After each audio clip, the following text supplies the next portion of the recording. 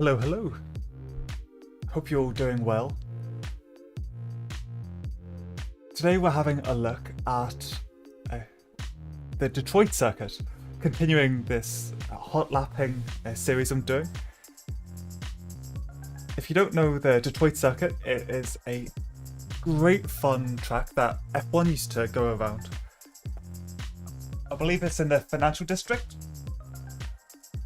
And yeah, it's an absolutely class circuit that, I don't believe is around in much of a sense at all.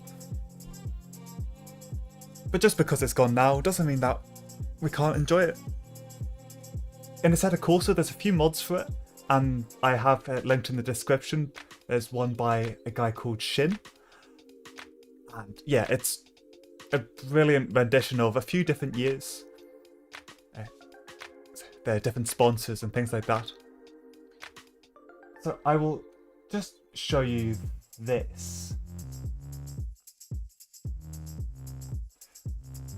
So this is continuing the Detroit live stream. I ended up doing a test stream on Twitch, where I didn't do too badly, but yeah, I was trying these 60s cars. I was quite surprised to see that the more powerful cars end up being the quickest. That may sound a bit weird, but I didn't think that there'd be enough of a straight for the Ford and the Lola to do well. I thought that the Ginetta would be the fastest of all, to be honest.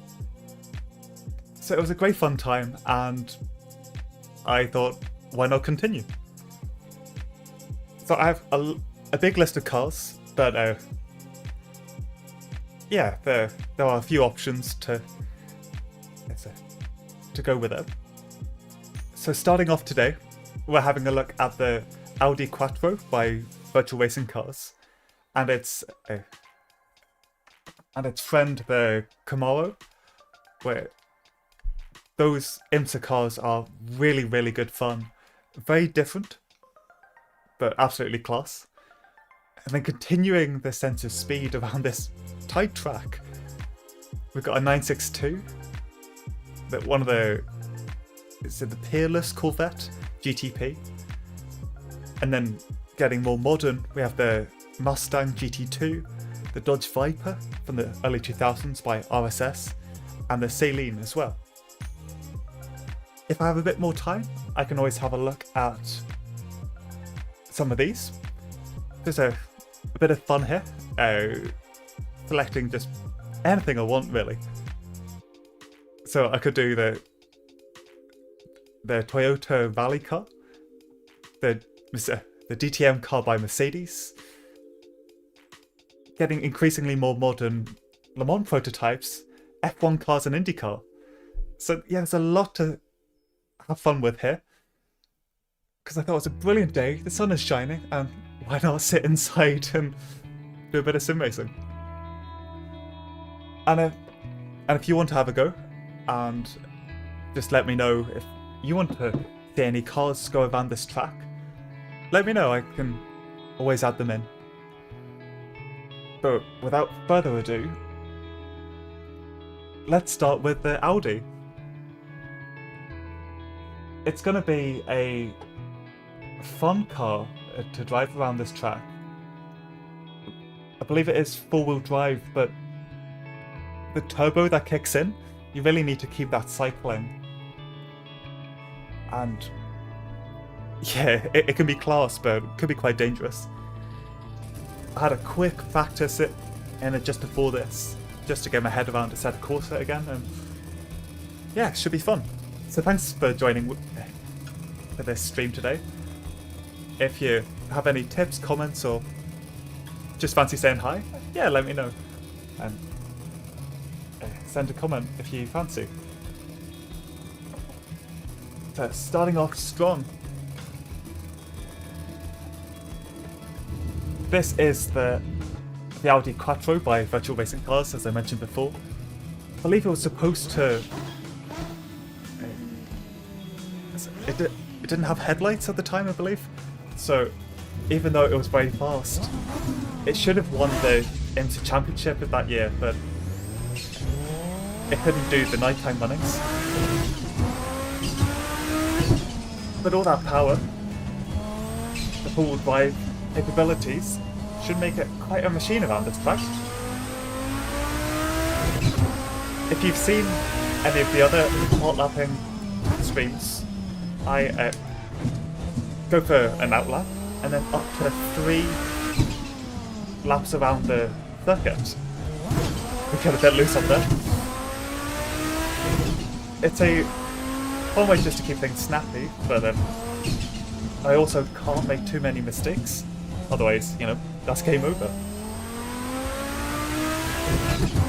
So, yeah, it'll be 3 laps with this quattro.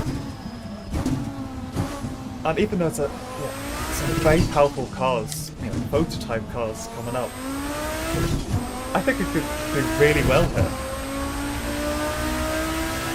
Getting up to 4th gear.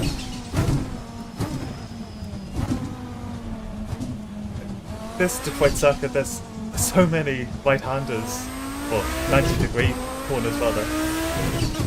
But even if you get up to speed, you have to think about braking so quickly.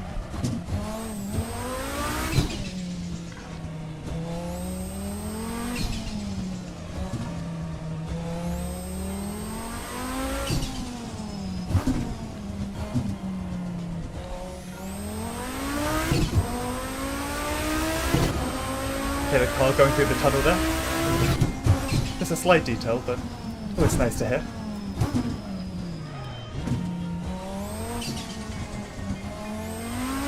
Okay, so coming for the first lap. Thankfully staying out of those barriers. Always half the battle.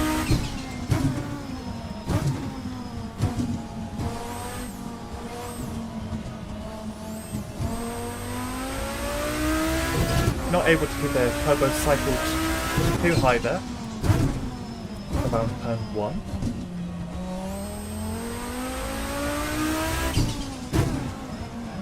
But every bit helps.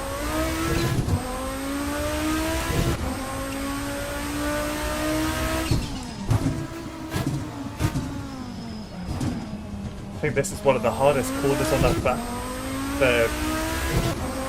You don't know where you're going to be, and it's very prone to hitting the barrier.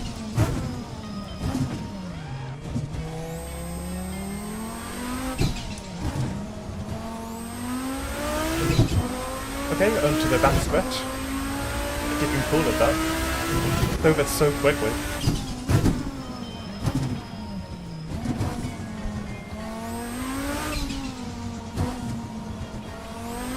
I hope you're all having a good weekend. There's a lot of racing on, whether you want the Ring, the Nordschleife, Mugello. So thanks for sharing this time with me.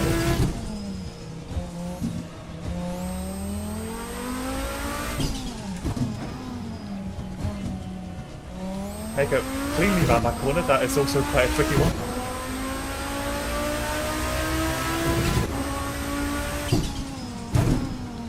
Braking just around the 100 marker there. Thankfully not going too deep. Getting a good one here.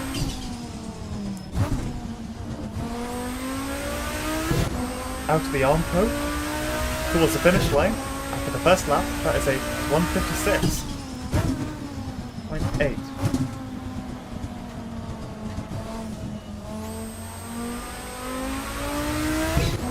But we have up to 2 more hot laps if we want to take them.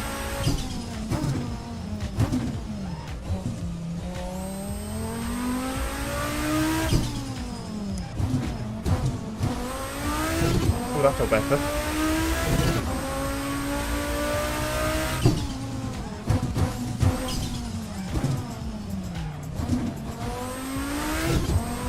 A lot of these cars that I'm going to be racing, I know it sounds simple, but you really have to think about the car's momentum, especially with the turbo power. If you go to a stop, you've lost that turbo, and then the car is just stupidly slow for a bit, and then all of a sudden, hits you round as the turbo kicks in.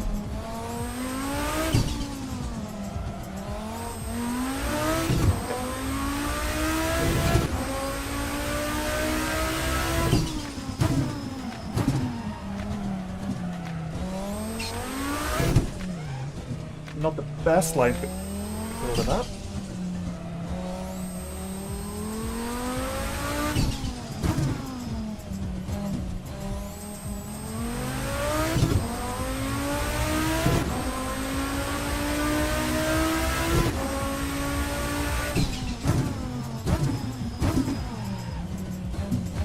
It's complaining slightly, but that's okay.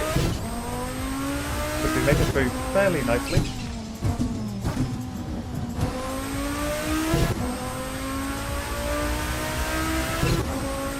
And that is a 155.3. Okay, that's a good chunk of time better than the first lap. So in that case, what can we do on this final hot lap?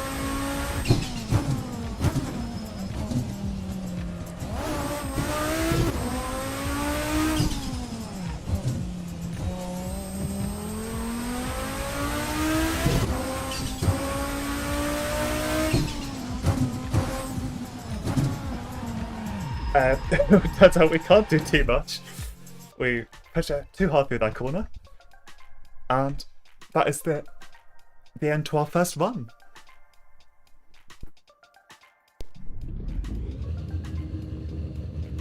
Just taking a look at the best lap here.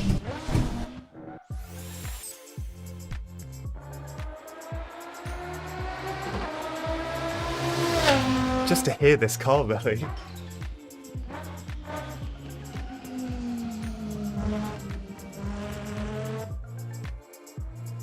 It just sounds faster.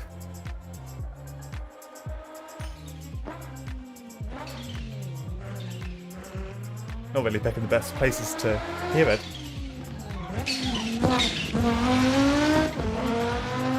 Ah, that's better.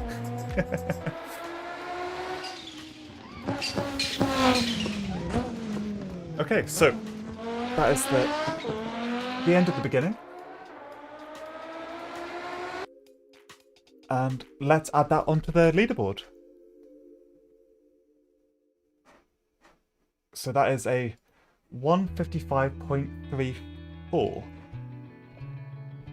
which I think should be pretty good here, but you know, we'll have to see as we go along.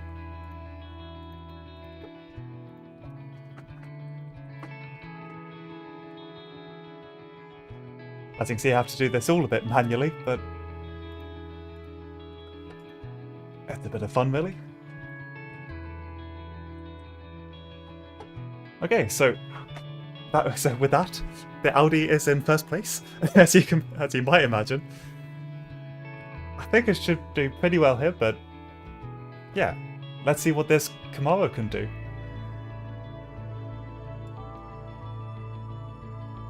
And again, just like every other hot lap stream that I've done, I'm keeping things fairly simple, but I'm not having optimum tarmac or anything like that. It's just to see how fast we can go, just right out of the box, really. There's no setup changes unless something's really broken. And just really go for gold. Okay, here we are. This is the great Corvette by Virtual Racing Cars. The same pack that the Audi came in. Compared to the Audi, it is a bit of a step back. The Audi was just such an absolute beast as it came into the IMSA series. But the Camaro really struggled. But saying that, for quite a long time, Ford absolutely dominated IMSA, so it finally got its comeuppance.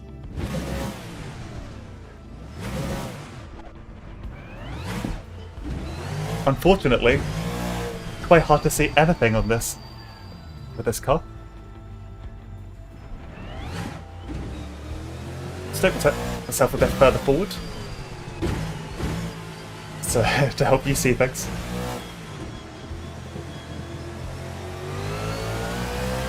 As you're able to hear, it has a big V8 engine. Now, as long as I'm able to control my throttle, it should be okay.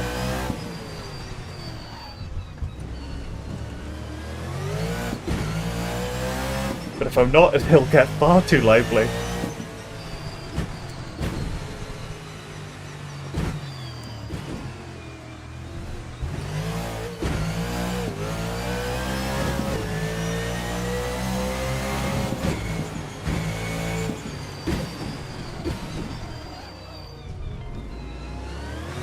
Oh, just warming up the tyres there.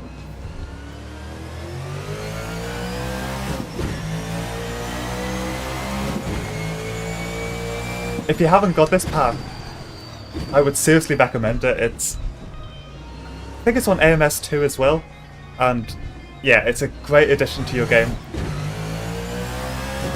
I would have loved if there were more cars to race against. Yeah, I think the Mazdas were in IMSA by now, but maybe not.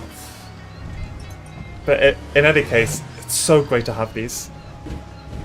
Great piece of racing history.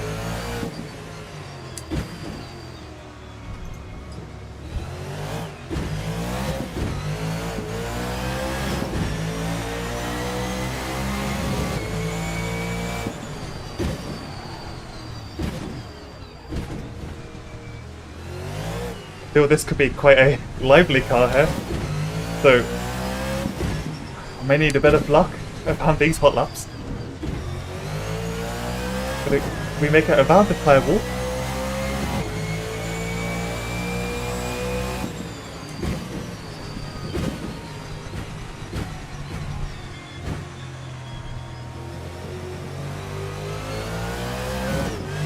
That felt fairly clean there, maybe not the quickest.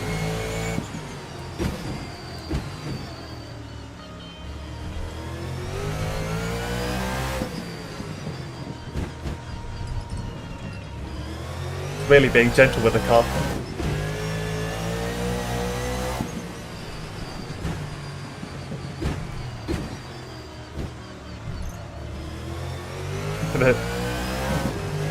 Too long for apexes though.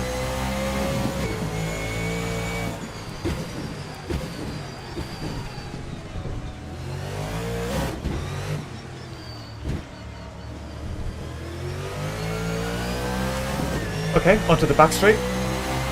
180 kilometers. Over 200 by the end of it. 200 kilometers in an hour.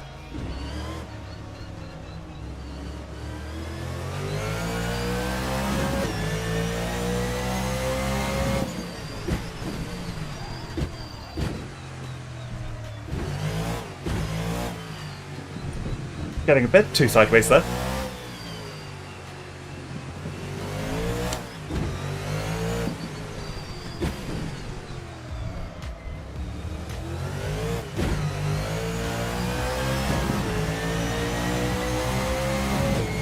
Fourth, and then all the way down again.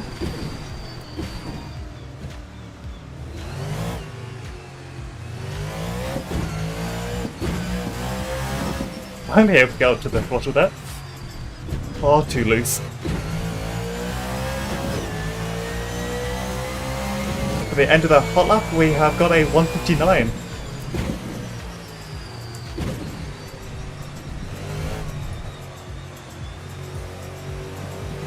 Definitely outshined by the Audi so far. Let's see what these next two hot laps bring.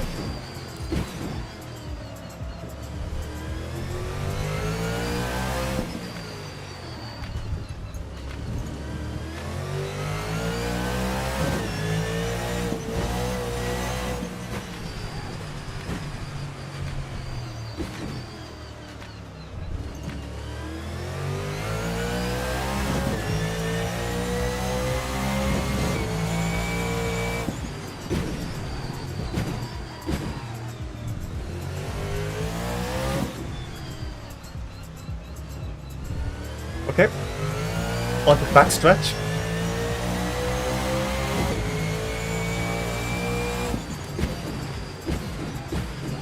And just like that, it's over. Making a bit of contact with the water.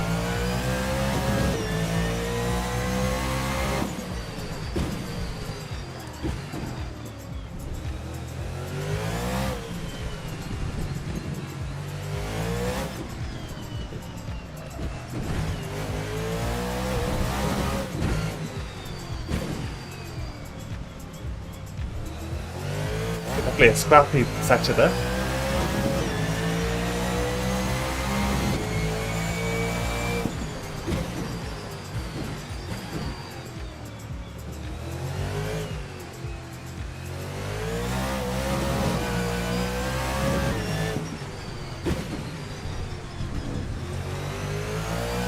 Able to control the wheel spin.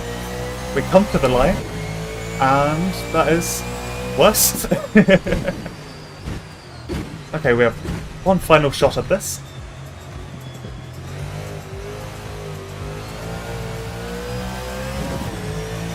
To call it like that won't help us.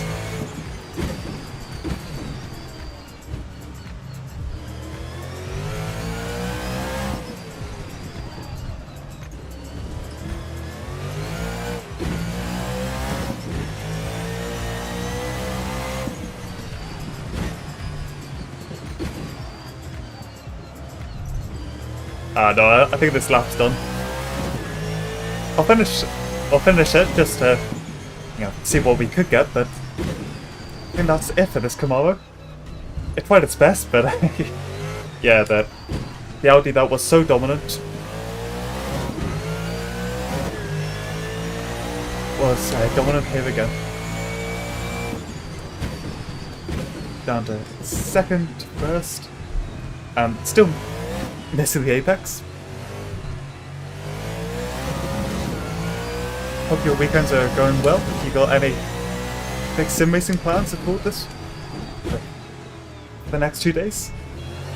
I was supposed to do a bit more online stuff with some of the vintage cars, but unfortunately time meant that I can't do it really. But saying that, because of this Steam sale, I end up picking up Formula Legends, if you've heard of that one. A silly arcade game, but great. Oh, yeah, the lap's definitely done now. Yeah, it's a great way just to pass the time, looking at the old F1 cars from the 50s all the way till today. The controls were better than I expected them to be, and there's a demo. You guys want to have a go at it as well. So, yeah, I've got a bit of sim racing fun this weekend, but unfortunately, no big races. But regardless, we have another car to add to the leaderboard here. We got a 159.94, which, yeah, it's not the best time at all. I know the car has more in it, but that's all I could give it.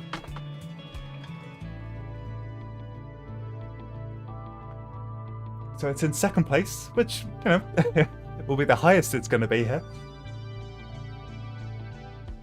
And we'll move on to the next car, which is the Porsche 962, the short-tail version of it. If I'm able to control it, it's going to be crazy fast. But it's a big if.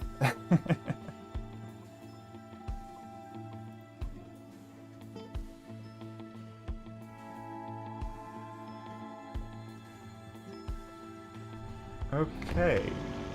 Should be coming up now. There we go. Just look at this thing. It is a beautiful machine. Sorry if you heard that. Beautiful machine. That was so successful in all endurance racing, really. may look simple now, but yeah, what a machine.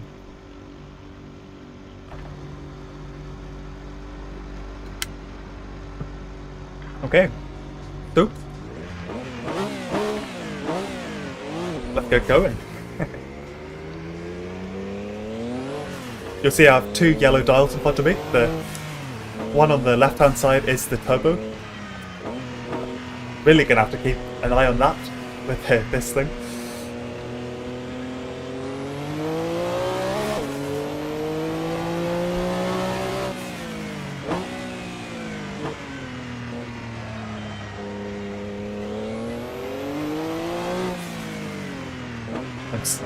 I'm somewhat afraid of the turbo lag that could be coming my way.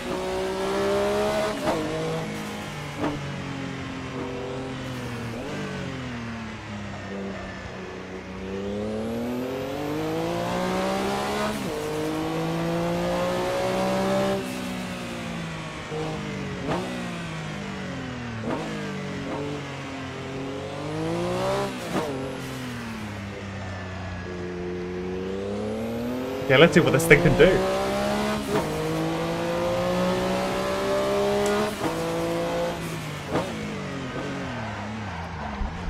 I can't go that fast, but that's about 220 there, 219. I need to do slightly less if I want to go around corners. You can see why I was so successful at Le Mans.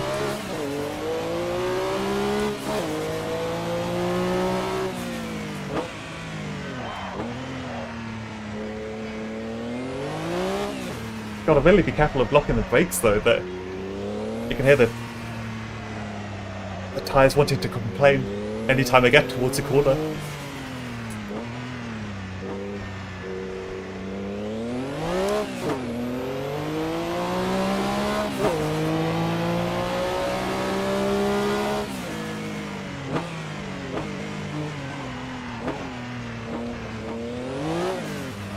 I think I was too eager to get into first gear there.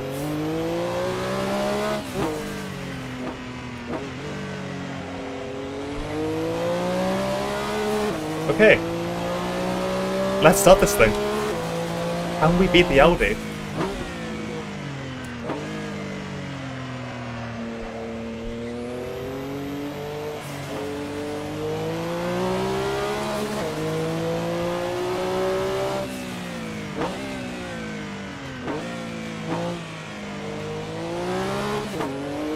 Bit too gentle through turn 2.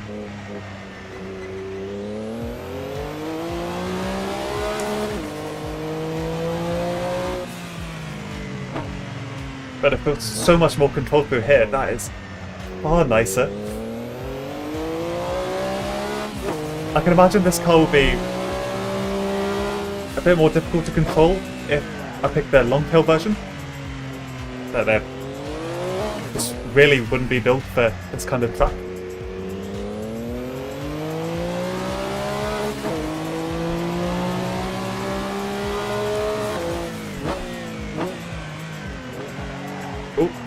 That's too risky there.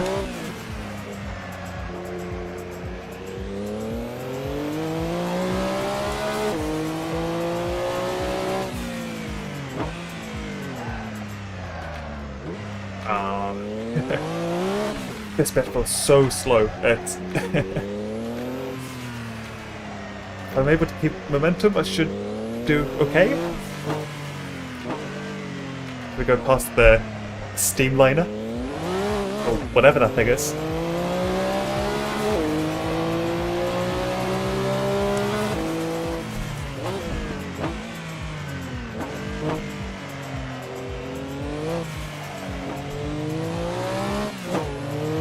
Getting to the wall there.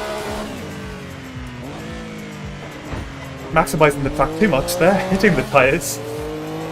But at the end of the first lap, that is a 202. Definitely not as fast as I thought it was going to be.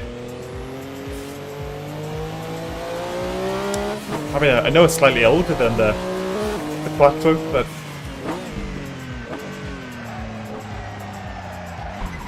no, that's not going to help things at all. Okay, that's the end of the second lap, really.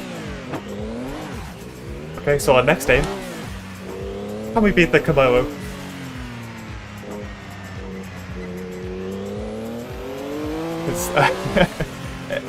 I'm not sure if we can. I thought the Chevy was going to be immediately third place, but it may hold on for may hold us on to second for a moment.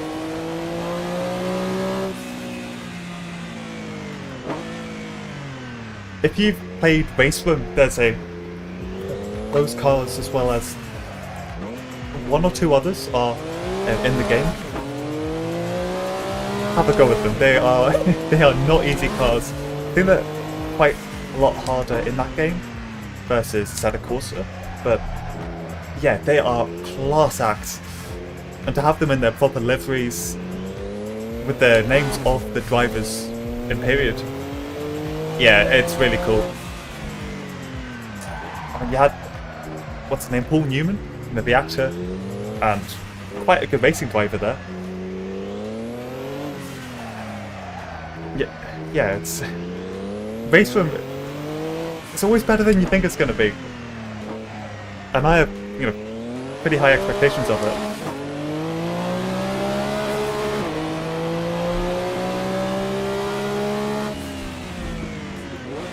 Okay, let's just try and keep this clean for the start of the third and final hot lap. Let's not hit the tyre wall this time, fingers crossed. We are clear. And we don't worry about that time.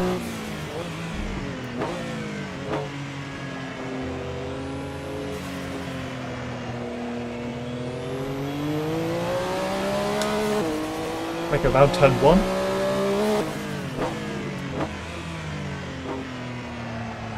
Actually make a through turn 2.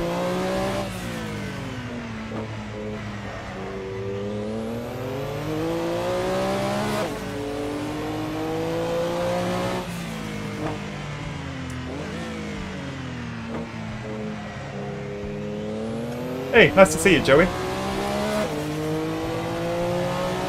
I usually stream at some point in the weekend, but it's never really a set time, so yeah. Thanks for catching the stream.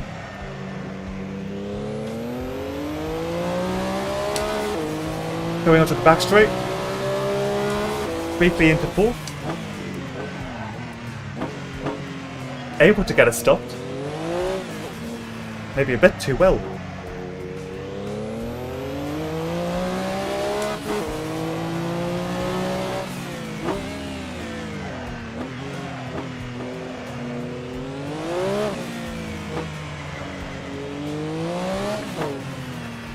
I think this would be the area we lose so much time compared to the other cars.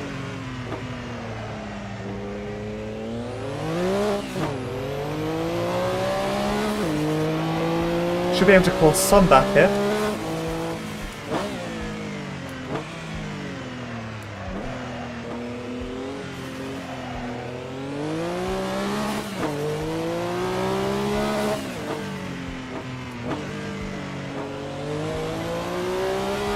Just about get through there, and for the final hot lap, we get a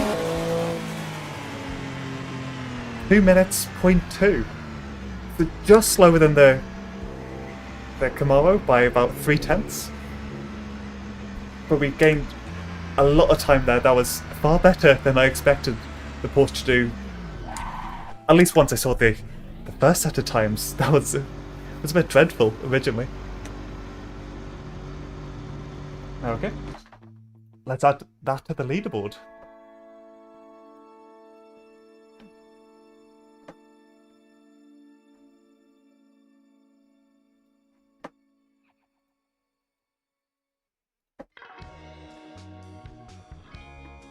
So with that, the cars are very nicely in first, second, and third. I didn't intend for that to be perfect there, but yeah, they're already labelled up. The Porsche 962, it's one of the older cars. in the selection. I think it might be the oldest. What year was it? 1984. But if we look towards this new Peerless Corvette, it's 1989. Turbo technology did improve, and there's a bit of a difference between mod makers and Kunos. So I think this new Corvette could do pretty well here, and I'm ready to give it a go.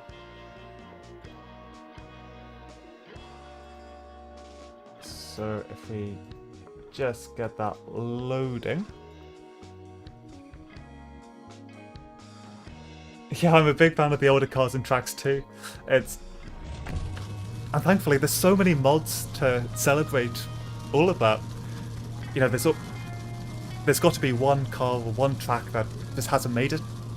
That it always has to be your favourite one, but there's so many cars and you just get started.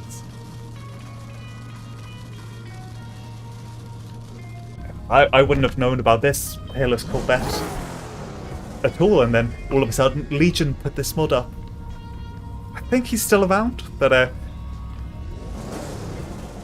and then, at least for me, I'm always interested in the history, and then you get started on, you know, where did it race, who raced it, and you can get really nerdy about it. I mean, you can even make videos about it. But yeah, all these mods about old cars and tracks are just so cool.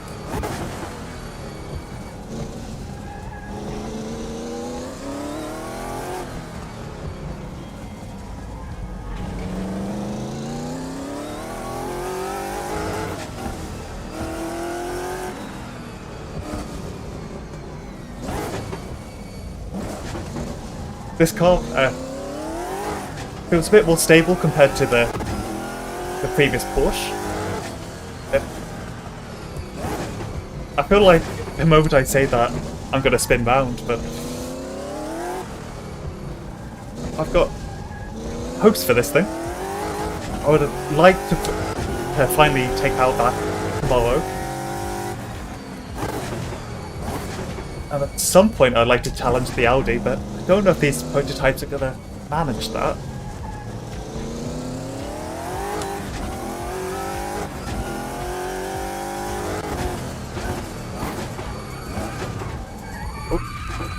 Locking brakes, but we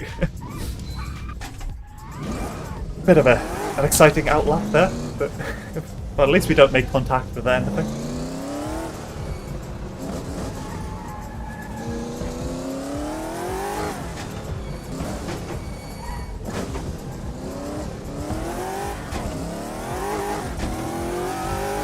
Ooh, gotta be careful about wheel spin there.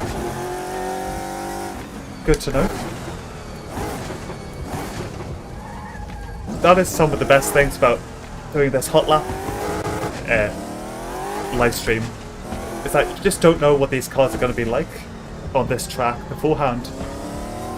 You have, I don't really do much practice if any, so you're going in fresh, and because of that, I'm learning on the spot. It'll mean that I make mistakes, but I kind of like it like that.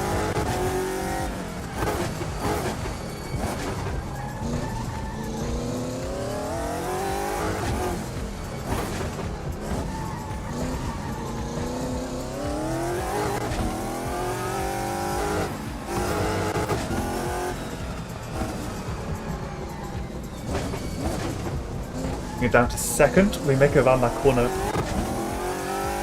in a nice fashion there.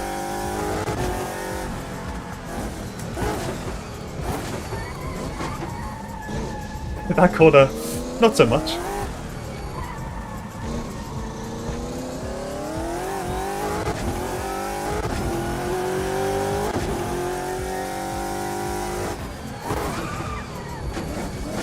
Oh, no. As I said, I'm learning as I go, and oh well, we kept out of the tyre wall once again. But that is hot lap number 1, kind of scrubbed.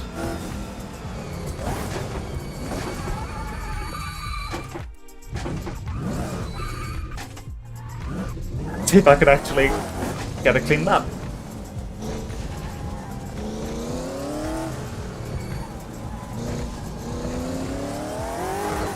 Ooh, bit of a wobble there.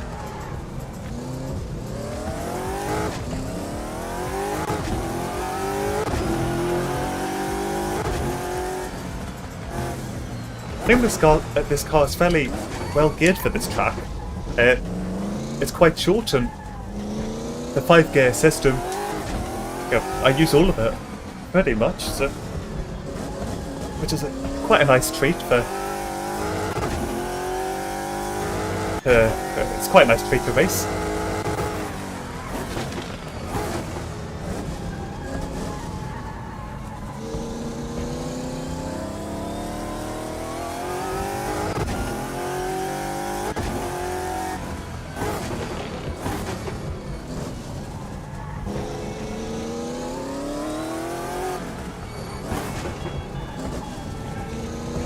Yeah, I like your way of doing things.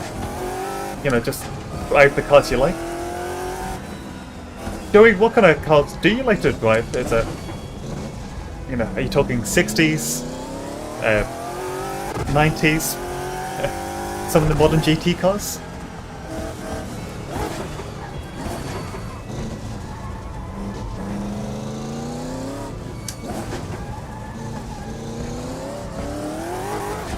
Because, alright, if you do like the modern cars, or if you do want to have a look at them, there's no better place than Racing Studios stuff.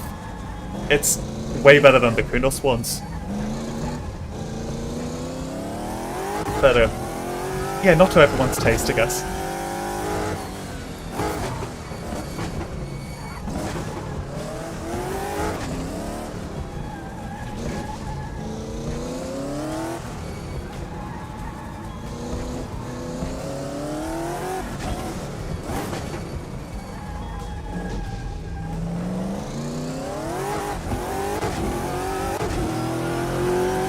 Okay, making our way towards the end of this lap.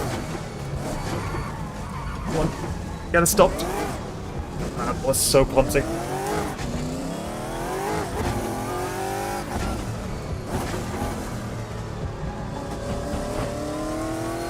Bang on the arm curve, up to 4th gear, and that is a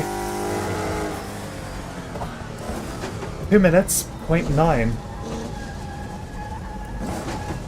I definitely made mistakes there. I think we can challenge the Porsche, but yeah, we'll have to see on this final hot lap.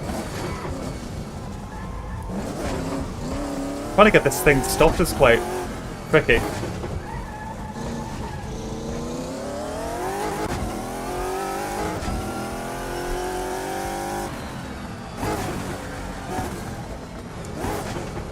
Quite cautious into that fire corner.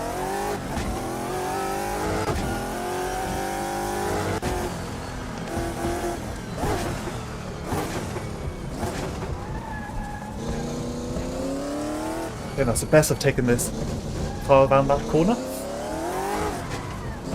As we nearly loop it. What did I say about getting comfortable and looping the car?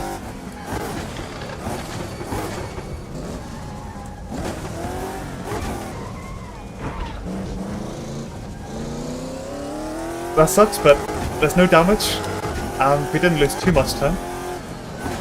Let's keep it going.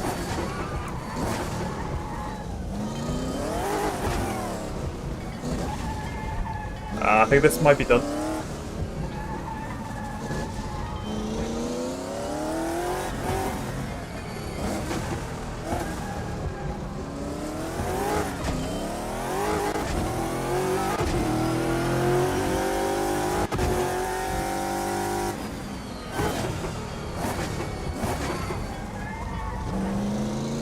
We don't go too deep there.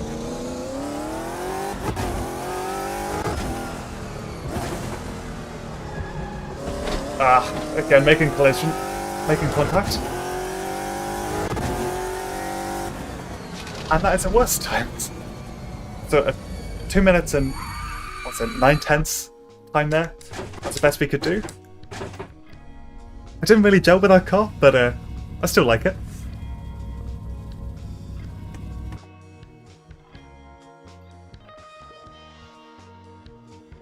Okay, so moving on to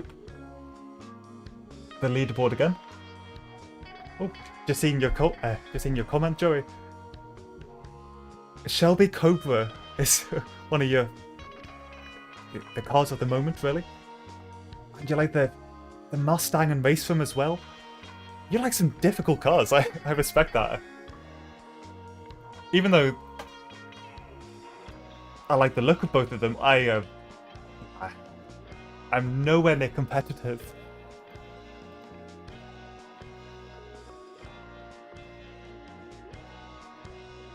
Saying that, just going against the AI is pretty cool. Right, so we move on to a bit more of a modern car here, the Saleen Mustang GT2. It's one of the most modern cars, both in real life, but also in Assetto Corsa modding. The link should be in the description, and I believe it was. There's a lot of detail in it. It's not one of the big modding groups, but it's definitely one you should have a look at. So if I just get that up and running.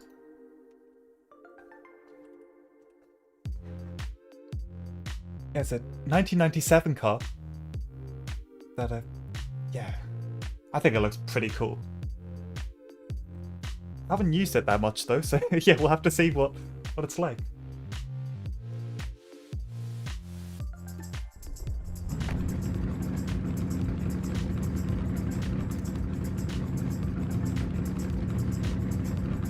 Okay, so this is the Saleen Mustang, another Ford-powered one, so that is right up your alley. That's a Ford tech. Oh, that must be a pretty cool job.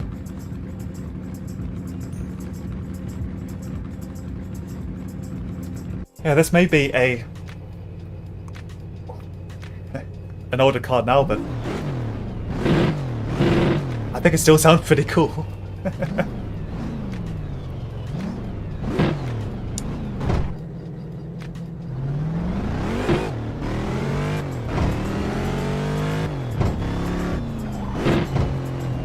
With all the more modern technology, 1997, only 29 years ago, it should be far better in dealing with all the corners, the improved traction and aero, really. Just for the hot lap, so just for the out lap on it.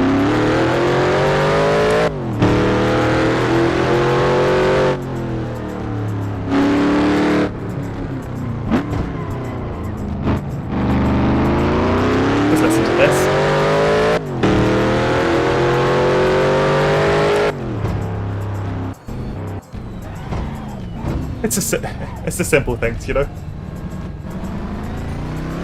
good to hear a loud car. It always sounds faster if you can hear it more.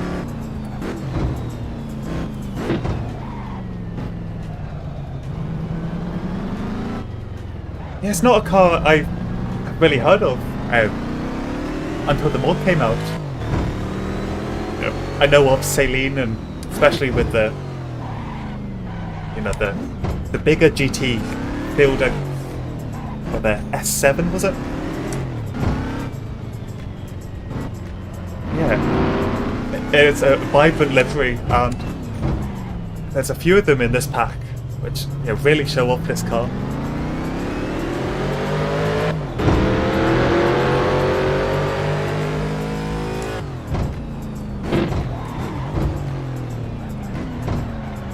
Just like before, you're gonna have to be quite careful with locking up.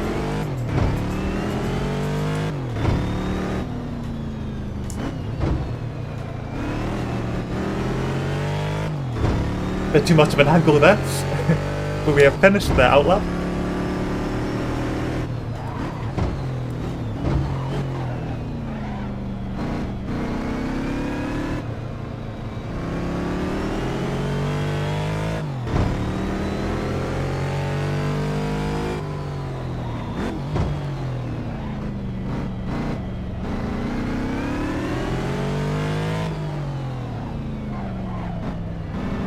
Well, I did think it was going to be better compared to the other cars.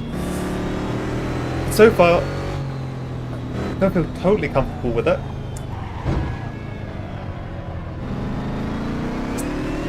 It's definitely ready to it's definitely ready to war with the the V8 engine. I've just really got to be careful to keep it in the right direction.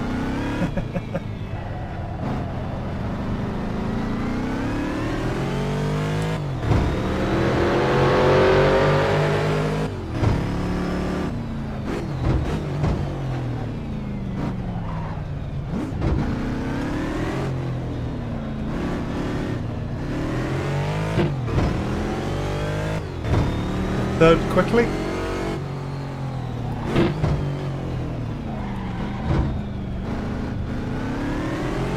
Just about make it around that corner.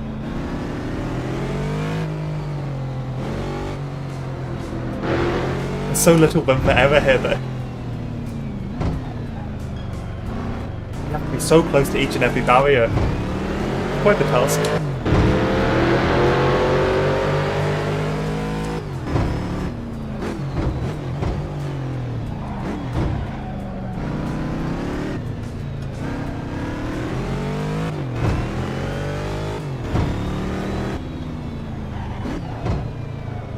This final bit onto the front straight. That is a 205, okay? A lot of time to be made here.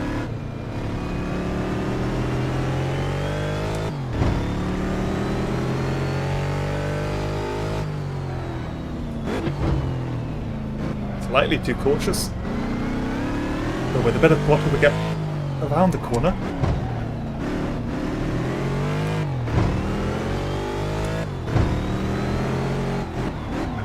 And that is not how you do that corner.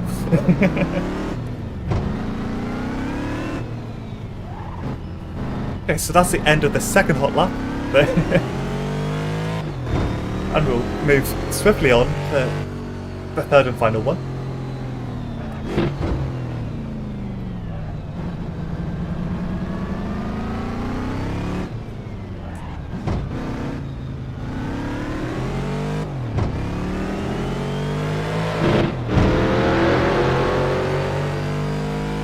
I definitely have to learn how to do Assetto Corsa modding with some software called Content Manager. It does get a lot simpler. You can just drop and drag any files into that, and it downloads automatically, which makes things so much easier. I definitely recommend getting Content Manager. Yeah. Sim racing with a recent shoulder repair. Yeah, that must be quite the task. I don't know if you're able to use a Xbox controller, but that's how I started with Assetto Corsa, just going around and yeah, there's certain things you can feel in the wheel that you can't with a controller, but just to have a car go around and track it. It can be a MX-5 around Brands Hatch, simple stuff. Yeah, be able to have a controller, it's quite fun to just get stuck in.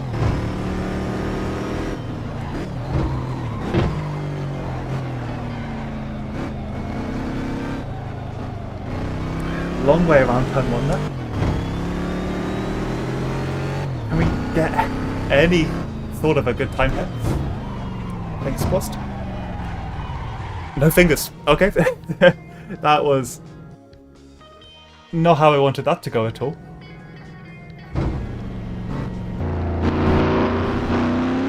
Well, at least it looks faster in the replays, but that's it, with the hot lap. There's nothing more I can do with that. All part of the fun. Oh, you're absolutely right. The Goodwood Hill Climb is a really fun course. I've been to it, and if you are able to get over to Goodwood, it's definitely worth it. Whatever day you go. I mean, you can see Dakar-style trucks. You can see GT cars, F1, whatever you want. There's so much variety, and Goodwood Festival of Speed as a whole thing is just awesome. And the Assetto Corsa mod for it is, yeah, absolutely superb. I think it's based off of the Gran Turismo version of the course, but yeah, awesome to have it.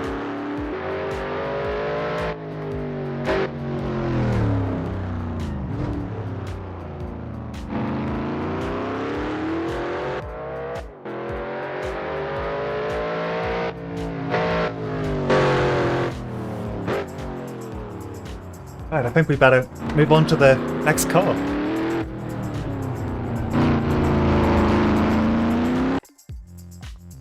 Actually, even more importantly, let's get this on the leaderboard. So that is a 2:05.30. Not a great time. There's definitely more time I should have gotten here. I think I could have got maybe a 2:03. But that's okay.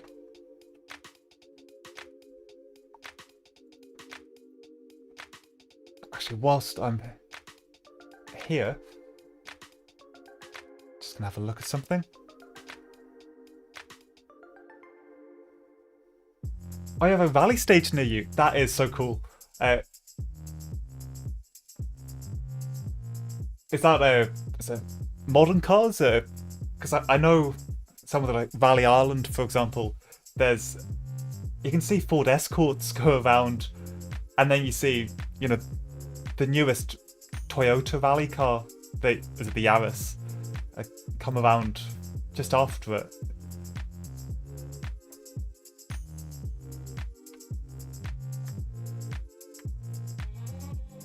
And good news for us in the UK, we finally have Rally GB coming back, which it's been a long time coming. 8 years since the last time, but yeah, I'm actually hoping to see it, but see it next year, but we'll see.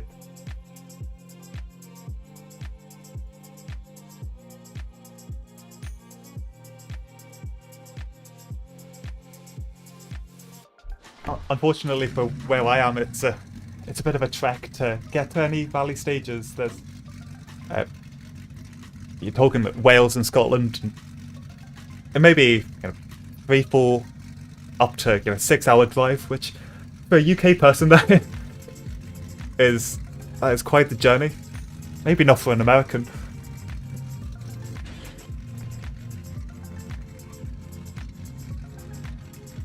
Yeah, one of my favourite cars, especially when I was first getting into racing games, the Dodge Viper. This one by Race Sim Studios, and yeah, it's a beautiful thing.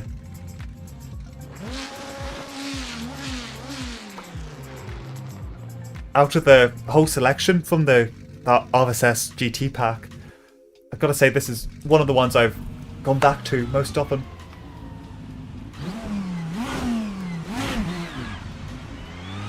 So let's get going.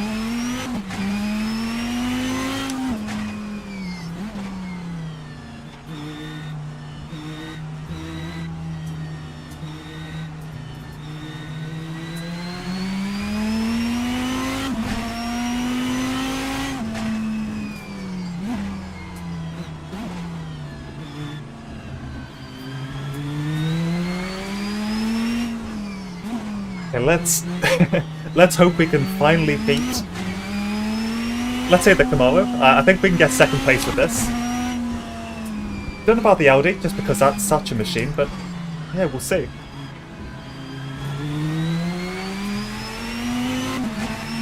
Oh, Joey, are you speaking about Goodwood or the valley? Because yeah, Travis Fun has been up the hill climb a few times. So.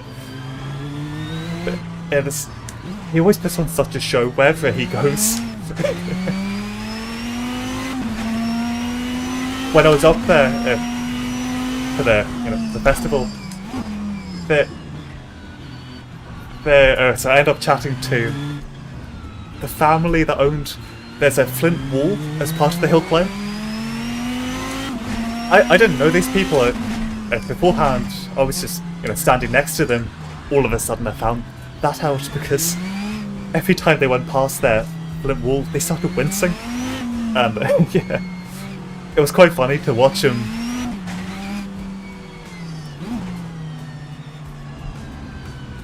Yeah, to live on the good, that fancy estate and have those cars going around. Yeah, that's it's quite the house, quite the location.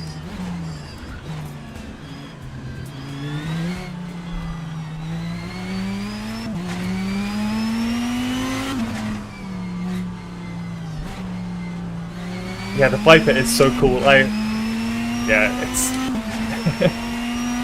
I think I first saw it in Gran Turismo 4 maybe, but yeah, it's such a class thing. It looks, it sounds, it drives angry.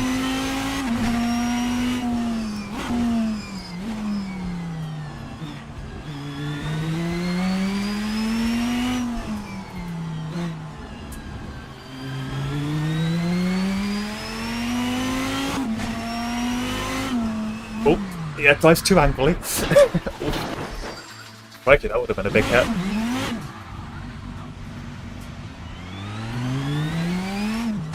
Okay, so let's forget about that then. Oh, he does the valley. Oh, nice.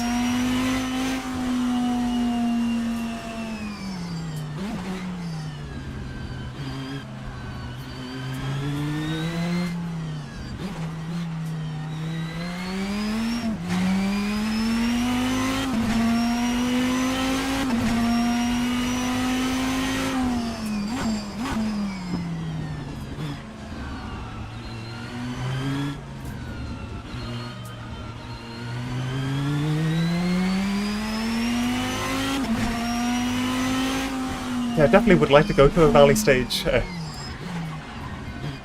I know it's a lot of just standing in a field or in some woodland and just waiting for a car to come round, but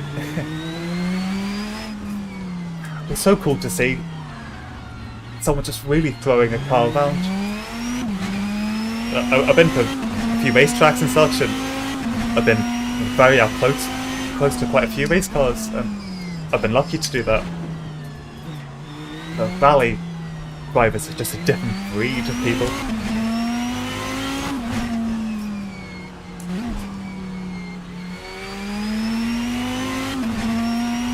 Okay, coming to the line. We'll have to forget about this one.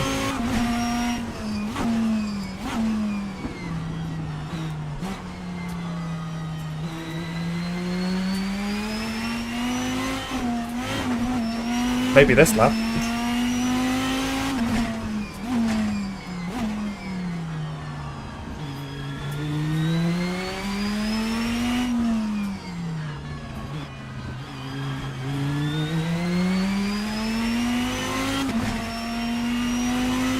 Headed cleanly through here. Even if we go a bit wide, we're facing the right direction.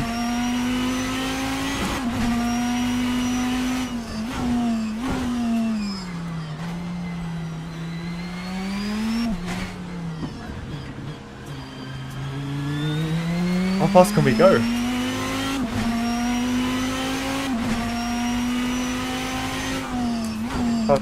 What's it? 210, 209 kilometers there? kmh. In no way a slow machine.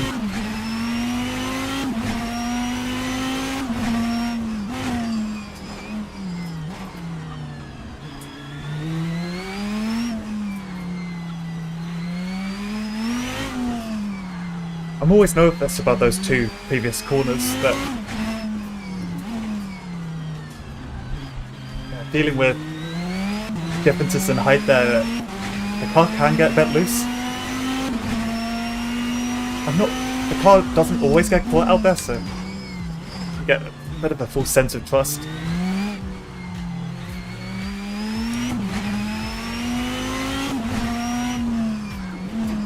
Bit too hot, but we make it clean. To the line. That's way more like it. Rivaling the prototypes for that time. I think we have one more hot lap.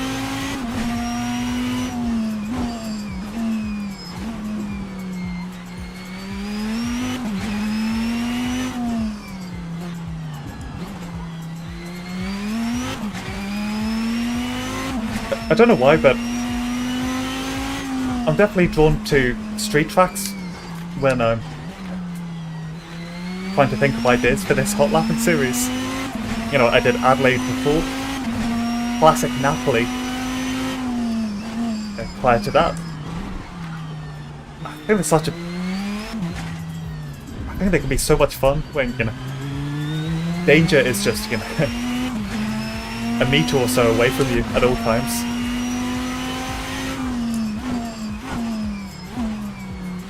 There's definitely some tracks I would like to have a look at. You know, there's Three Rivers in Canada, or yeah, it's that one should be awesome. And of course, any versions of Long Beach. There's so many different layouts, but they're all fun in their own way.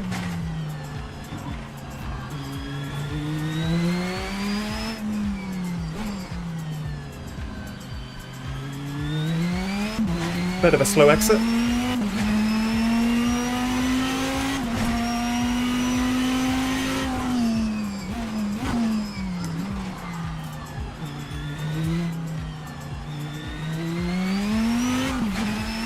Okay, to third. Make it through cleanly. Coming to the line. This should be good here. That's a 1:59.49. That is a far better time. Definitely happy with that. After the issues with the saline, I'm very proud of what this Dodge can do.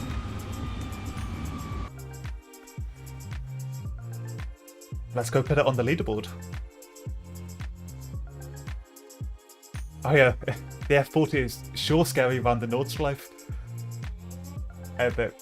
Again, there's a great mod for it as well, but even just the Kuno spec cars, it'd be a real challenge going around those courses. If you want a massive challenge, have a look at the Yellowbird, the RUF or RUF car. It looks like a Porsche, but the power that thing can put out, you have no grip, no aero, and you need a lot of prayers to get through with that thing.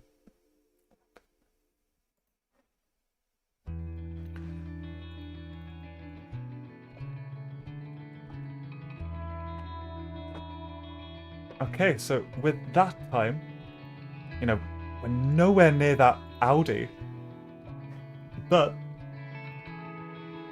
we finally have a new second place car. The Chevy goes down to third place. Let's hope it can stay on the podium, but with the new Saline coming up, the S7, let's see what it can do. Because I don't know if that 89 Camaro can really compete against that thing.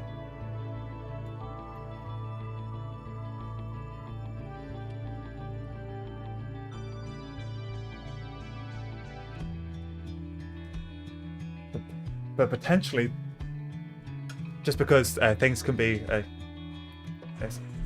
potentially RSS has balanced one car to another, so this Saline, which should be on your screen now, might be able to challenge the Viper.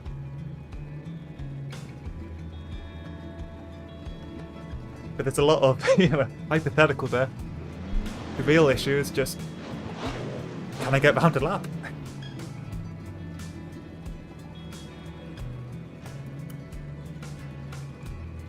Okay.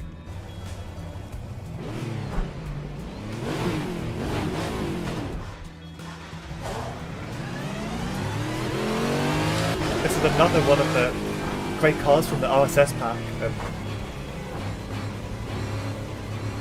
That pack is full of amazing cars. And we have the Lister Storm, the 2 Ferraris. If you're able to control them, even the GTN pack, N for November, those cars, the Ferrari and Porsche, can be quite a force as well.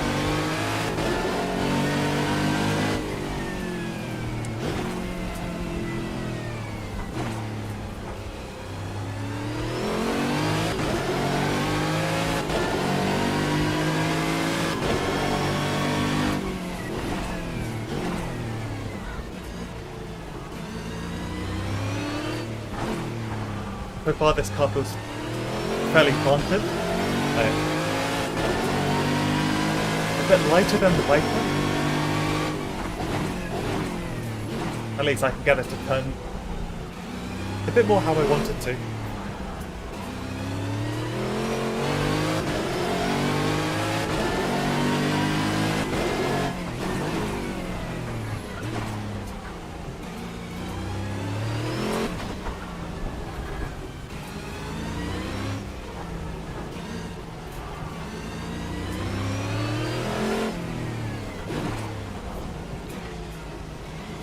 So Joey, do you mainly race on Assetto Corsa and race film when you have the time?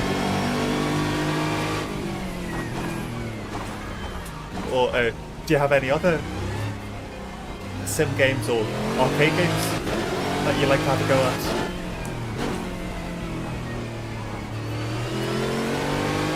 So I have recently demoed Toe in the Water on GTR2. And, you know, with a few different mods and things. But that game can still feel fairly modern. It can be surprisingly good.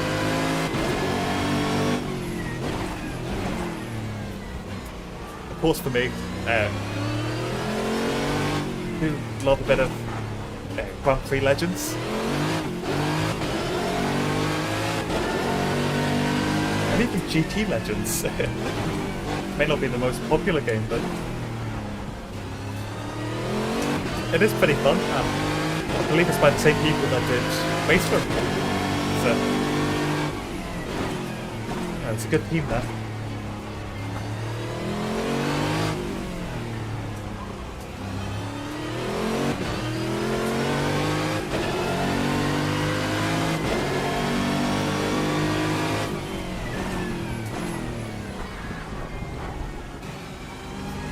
Just able to get around that corner, that was a bit tight.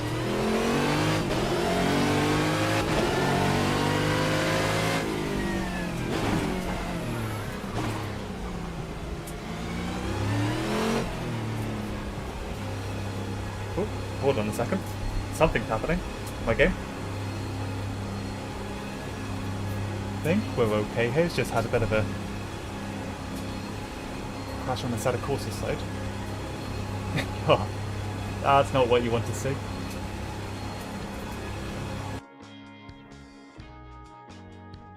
Okay, well we'll have to try again. That's not how I expected that to go.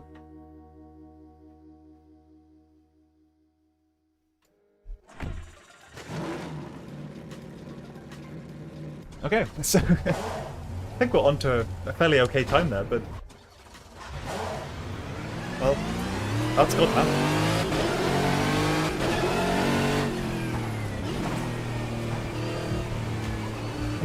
At least we get to have a bit more fun with this pretty superb car.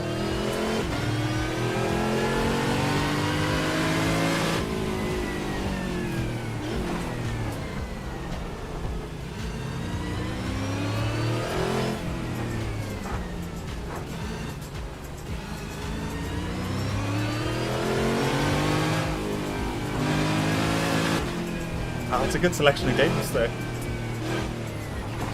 I would also like to have a go at iRacing. A lot of money that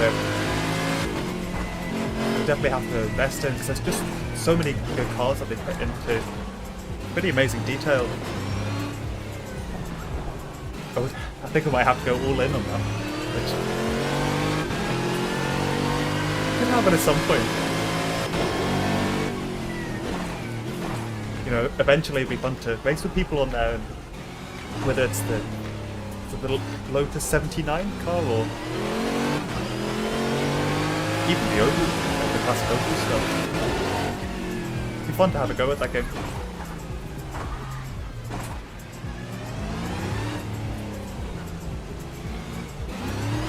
And then, yeah, I've had a go at AC Valley, and it's definitely a challenge, but it feels punishing for the right reasons. You know, there's a bump on the road, your car will react to that and things. So I found it really cool. Well, I've heard of Star Citizen. I've not played it, but yeah, it's quite a new one on me.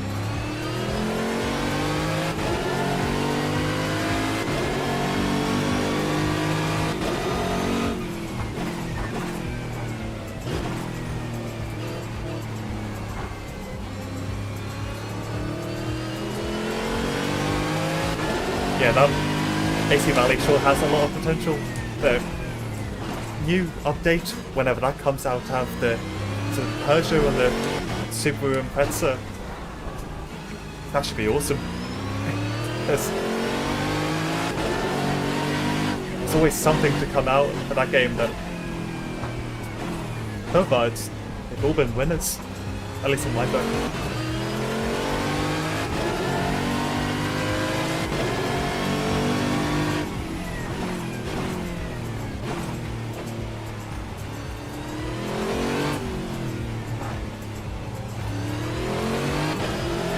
Head against both of those barriers.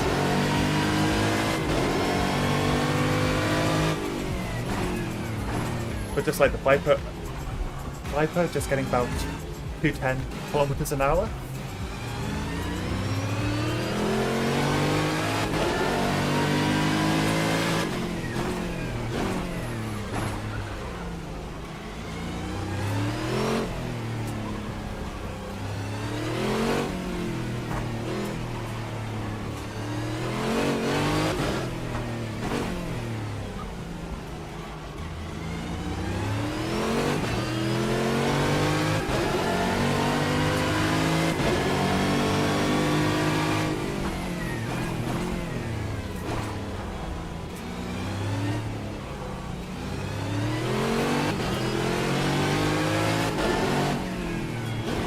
One final corner, and we messed that up a bit royally.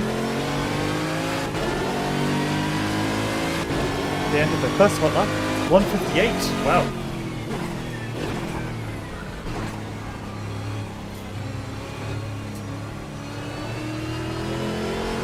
That's a pretty super time compared to the Viper.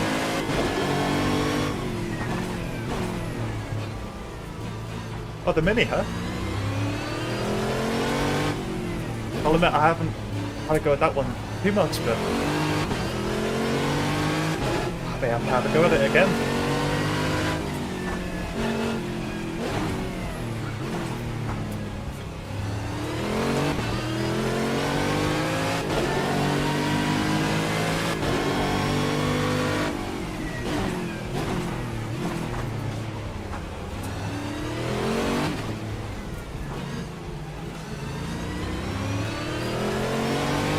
On the back stretch again. I think this Zaylee can go even faster.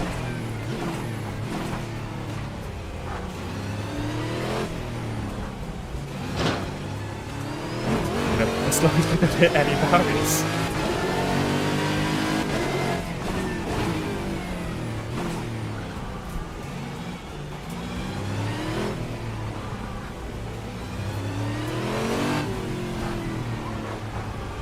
Bit wide there.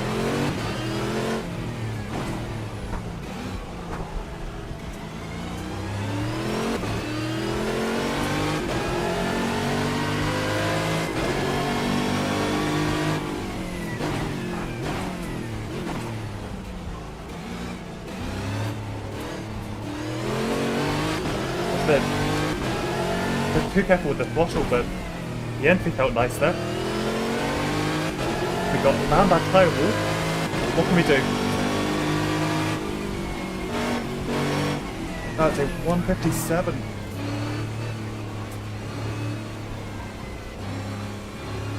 So we've definitely secured second place.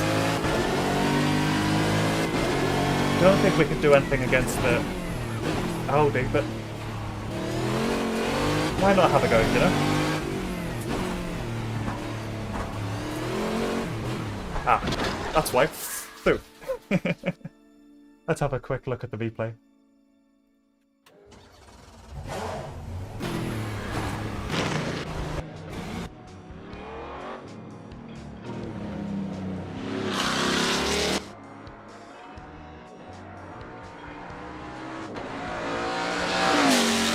Oh no, I totally get that. I've had a go at those truck simulators and things as well. It's just good to have that variety. That, you know, I love sim racing, but you can't always do it. You need that change. Also, like recently there's a Kingdom Come Deliverance, an action game and such. Yeah, it's a great fun game as well. It's good to have that variety, as I said.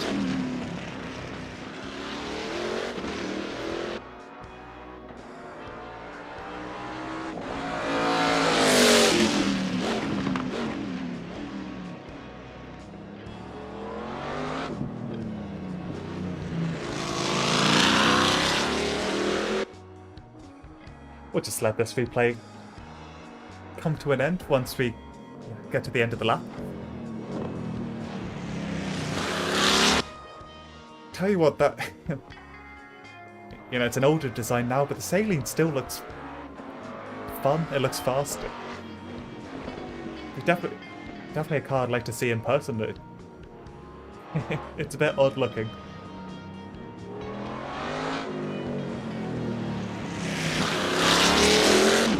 But so far so good with this. Hot lapping. You know, there's definitely been a few mistakes, but we got through from the IMSA 89 Audi Quattro and the Camaro to the prototypes, and then also to the early 2000s GT cars.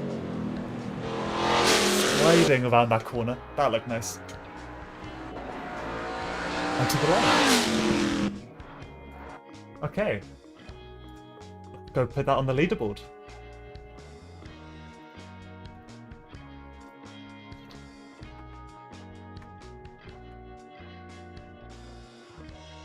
Alrighty. Just get this box open. 157 point... What was it? 88. Not too shabby. And to look back on this section, yeah, the Audi was well and truly out front. There was no one able to compete with them, which I think was fairly accurate in real life as well. The Camaro did fairly well for a bit. Did way better than the prototypes, and yeah, definitely the Mustang GT2, which, you know, being GT2 is always going to be slightly slower. But then you get these GT cars from the early 2000s. One, they look good, and two, they're pretty fast. And yeah, whilst they didn't get the Audi, they were an absolute blast to take around Detroit. I'm going to continue for a bit though. I have got just a bit more of a fun leaderboard. I'm just going to have a go at it and see where they go. It's not really balanced at all, but I think it should be fun. And along the way, if there's any recommendations about cars you would like to see taken around Detroit, if I have the mod, I'll do it. You know, it could be a Caterham It could be a modern Porsche or anything else in between. But first off, let's have a go at the Toyota. The Celica or Celica.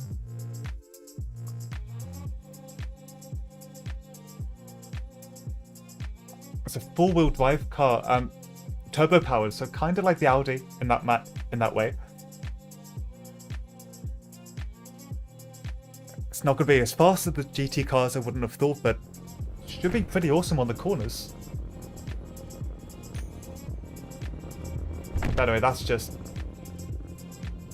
what I think beforehand. Let's see what it can do. Of course, before I leave the pits though.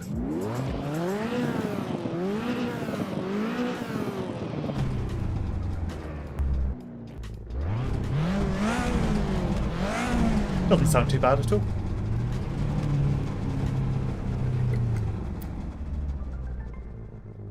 Excuse me there. Okay.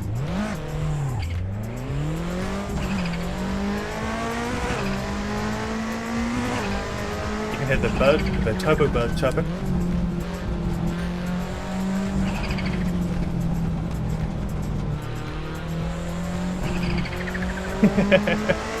Yeah, no worries. Enjoy the weekend.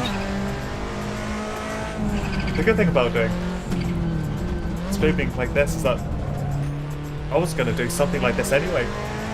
You know, not with a leaderboard, but just find a track and have fun with it. So I'm glad some of you are enjoying this. And as I said before, there's plenty of racing on this weekend. It's been amazing for that. Whether you want the Mugello 12 hours, the Nürburgring, Sebring. So yeah, I'm happy some of you over here watching me. So thank you for that.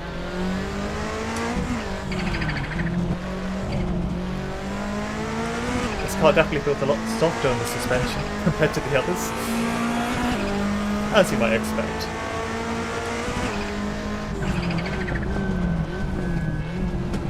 Pretty good on the brakes though.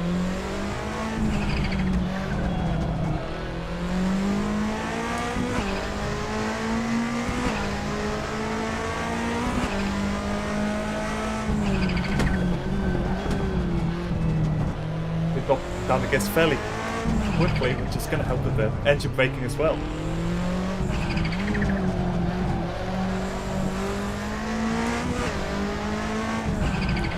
I don't know if we'll be able. I doubt to be able to break 2 minutes though. And I guess maybe a 2:04 once we get into the hot up properly. Yeah, bit of fun.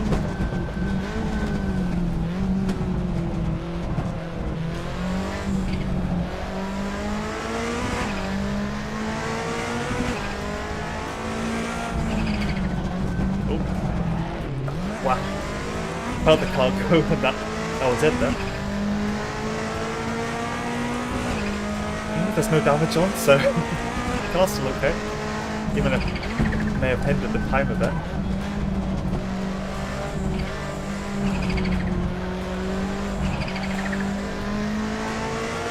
Not a great turn one though.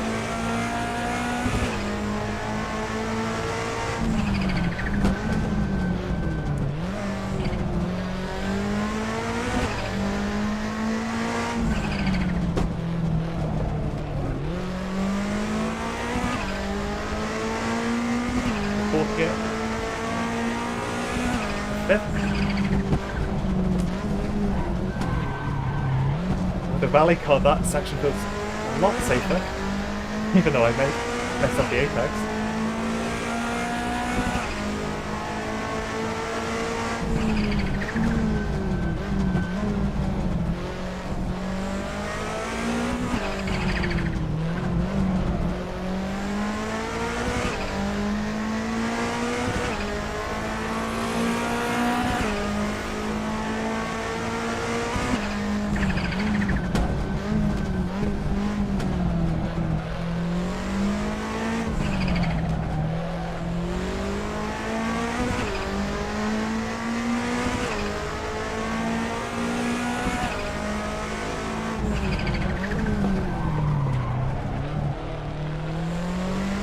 slightly wide but safe through that.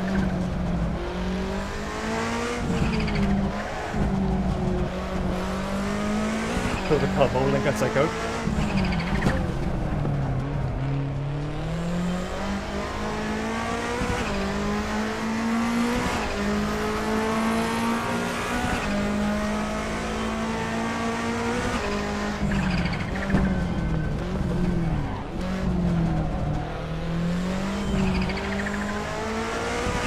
Feeling nice. I'm optimistic about this lap. Even with the slightly scuffed beginning. Come to the line at 2:16. Yeah, I mean, it definitely wasn't going to be faster than some of the other cars.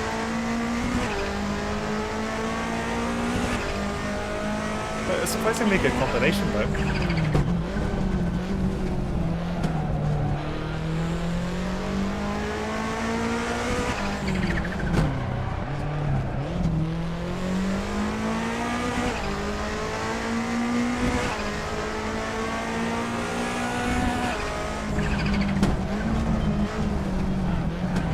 Slightly loose. Oh yeah, the Nürburgring race. But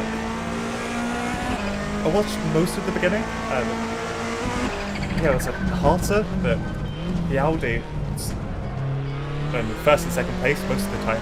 He was probably class.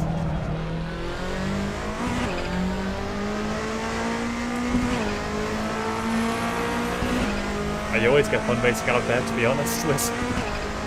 There's always some sort of chaos to shake things up.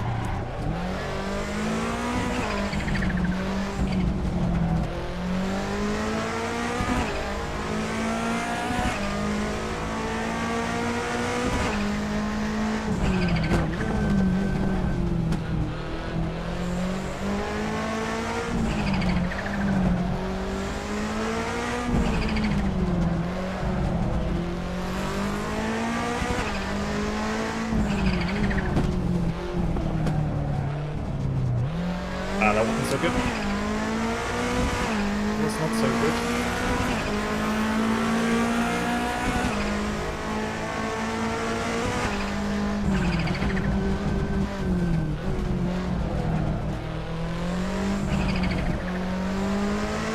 Okay, not long to go on this hot lap.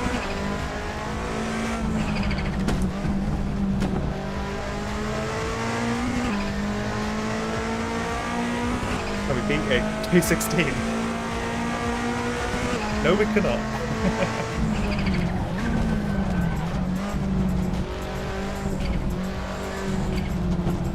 I think they messed up turn 1. It was made things a bit difficult last time out.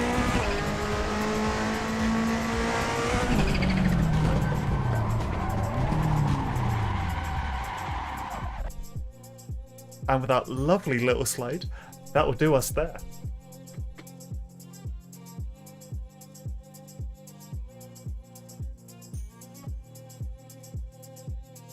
So the Toyota, the lovely four-wheel drive turbo-powered machine, got a 2:16.17, which not too bad overall. But when you look at the competition that's on this leaderboard, it's gonna struggle.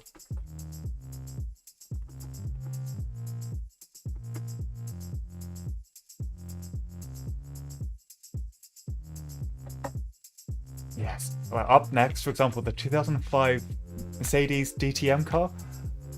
The Bernd Schneider's one. It's gonna be crazy.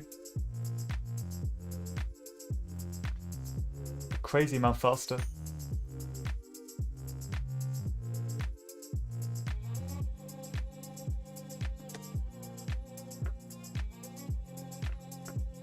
Let's just load that up.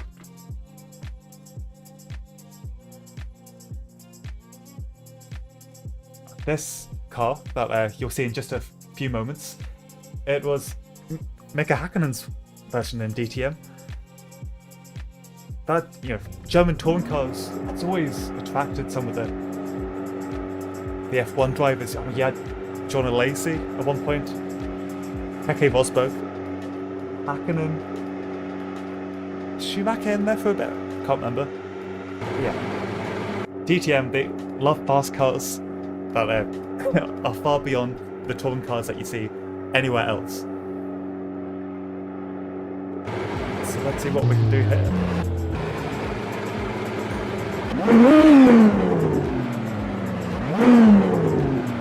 Just turn down the audio slightly here.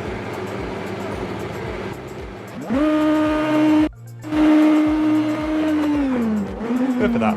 If it's too loud or quiet, let me know. It'll be okay though.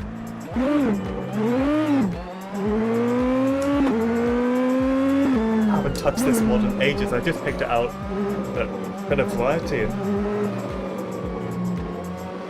Yeah, this thing's... It's an F1 car with a Mercedes chassis attached to it.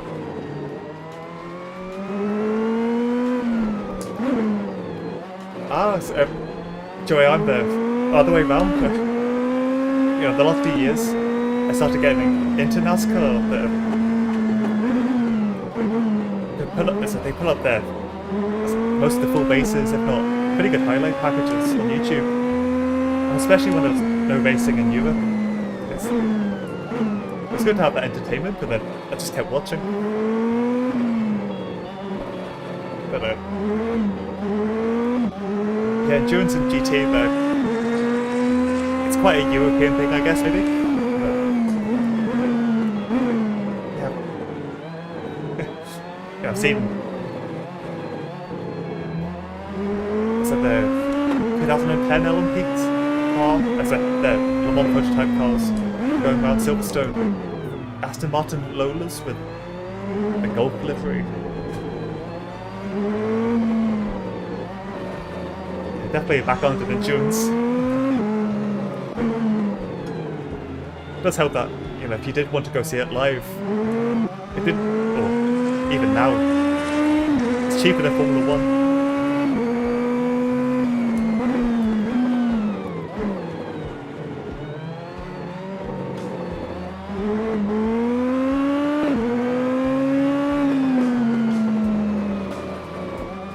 Hey, let's start this hot lap.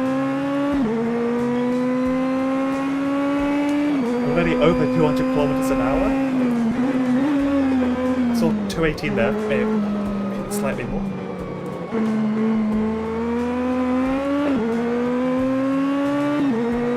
As long as I keep this car going in the right direction,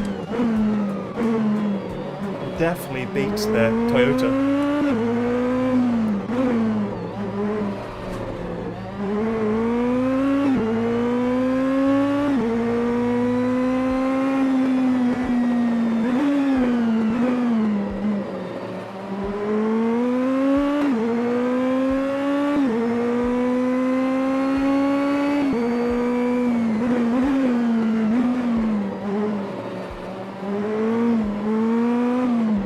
At least there.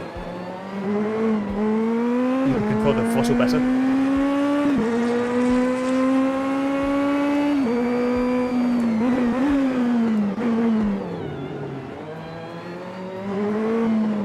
Too close to the barrier.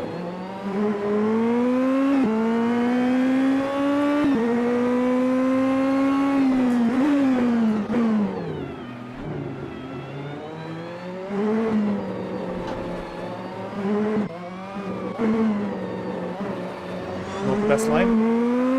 Will we survive?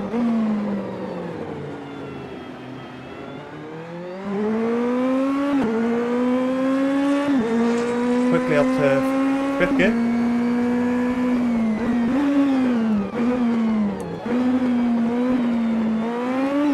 They're too nervy there, to be honest.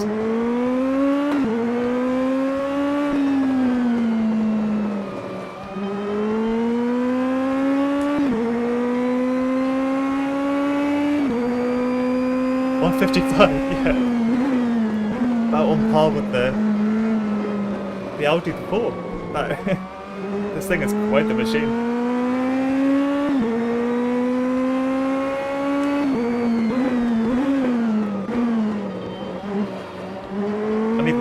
already 3/10 up. Is there even more time to be had? Might be able to break the 154s.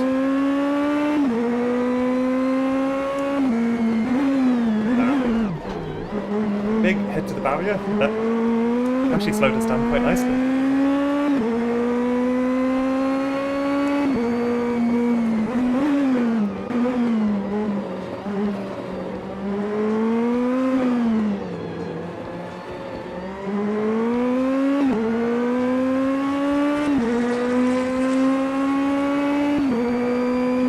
This car accelerates so quickly.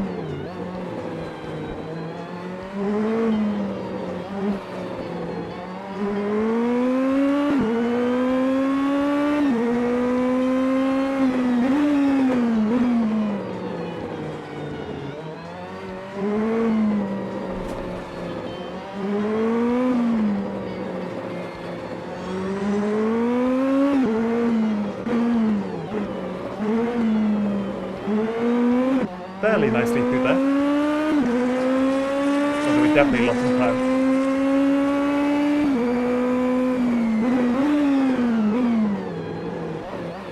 Don't spin out. Ooh, we are clear. that was too close.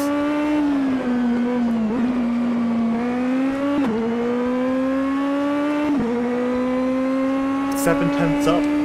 154. We got it.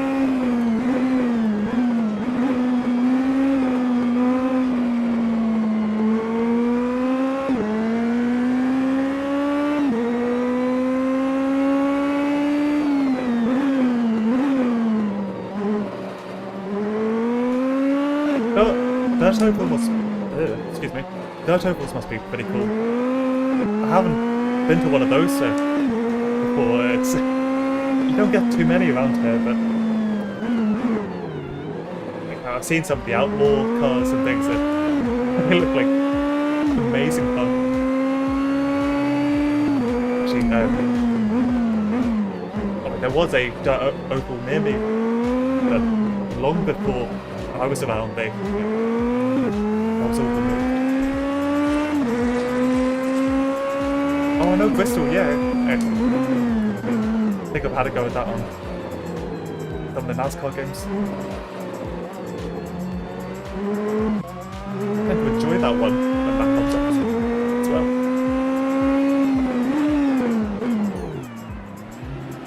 Oh, too loose.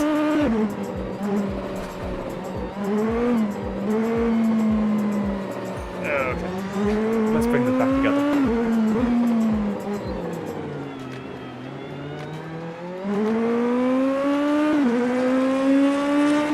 Third gear, fourth, fifth, just heading 200 km/h.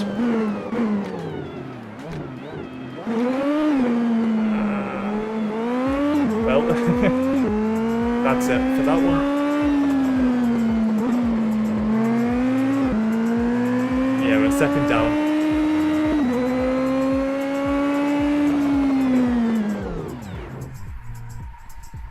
But by an absolute country mile, this DTM car has beaten the Toyota. 154.75. Wow.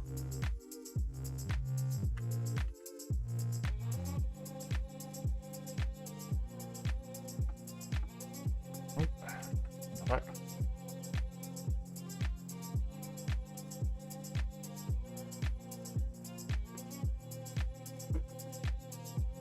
Yeah. Toyota did not stand a chance against this thing. I mean, that DTM, they drive rockets, so yeah, always cool to see them. I mean, that mod, it's older now, it's not the best, but yeah, a nice insight. Next up, we have the BMW, the Le Mans prototype.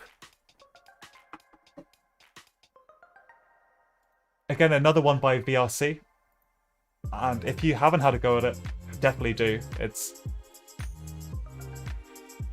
They have a few around about late 90s, early 2000 prototypes. And for me, this is one of the best ones.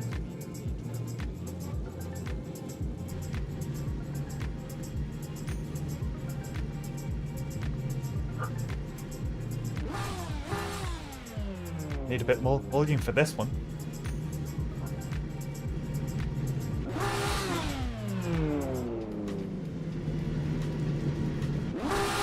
How about something like that?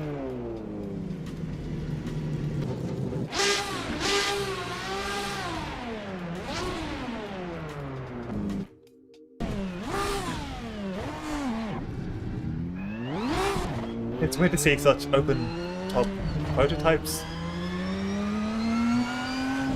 especially compared to the ones today. If you're able to have a go at this on VR, or whatever, you feel so close to the ground. Can't see the corner through. Is it past the wind? Past the mirror. Excuse me, I can't get my words out. I didn't know there was such a difference between the ports, country by country.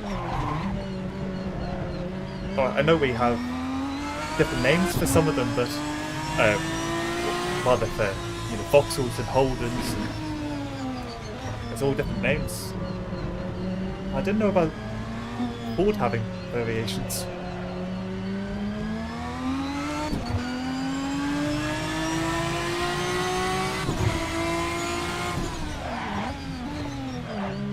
This car is quick to lock up, good to know.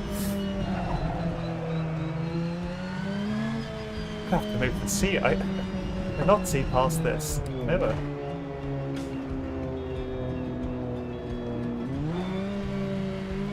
Right, let's hope that helps things. If not, my excuse is now gone.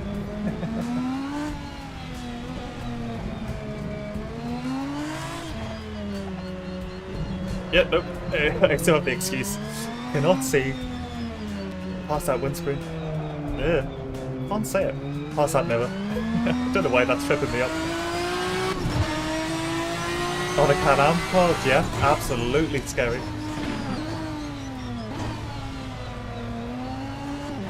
How anyone got into those things is maybe crazy too. But you see why. It's like McLaren went over there and all of that. But there's a few good mods for Can-Am cars in Assetto Corsa if you want to have a go at those. Whether it's the Chaparral, McLaren, might be others, I can't remember right now.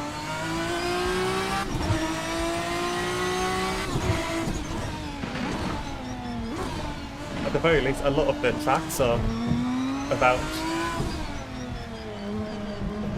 like Tremblant. That's a good one, Tremblant.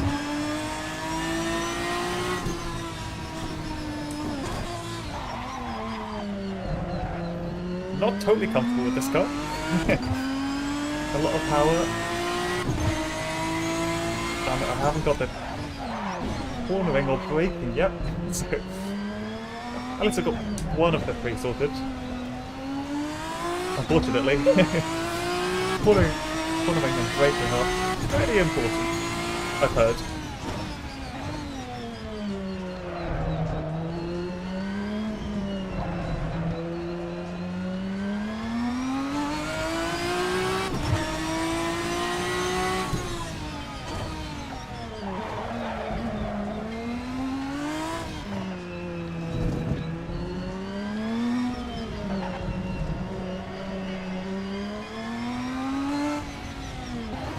Yeah, the original race car drivers, absolutely insane. I mean, the people nowadays are, but at least everything's a bit safer. The fact that, up until what, the 60s, the F1 drivers thought it was safer to not wear the seatbelt because they would rather be flung from the car. Yeah, 20s and 30s things. They're not bad in a straight line even today. But I thought they'd be banging and popping and quite inefficient, but those are proper races. You can see so much of the drivers as they go past. Whether it's the Sunbeams, the Talbots, Roland Colon. Is that how you say that? But in any case, 20s and 30s cars, crazy things, but. Surprisingly fewer races even today. And the people that have those cars nowadays, they still love to race them, at least in the UK. And if you're able to see the Le Mans Classic, those won't be on this year, but next year they should have those 1920s cars and all the way up to the 60s. But this year they've got more of the modern cars, so 1970s cars, 80s, 90s, early 2000s, all the way up to the end of GT3, well, or GTE rather. So, yeah, lots of modern cars, and in comparison to the 20s.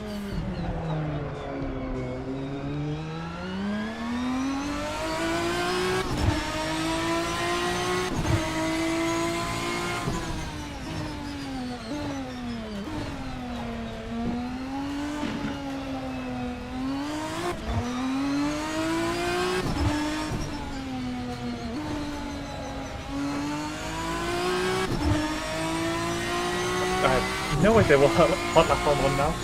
Just gonna have fun with the car. So I'll call it there. 153.33. That's not too bad. I felt a bit wobbly in the car, to be honest, so didn't force myself to go fast. Having the circuit be at a lower grip made the car a bit uneasy, so yeah, I'm surprised we did so well.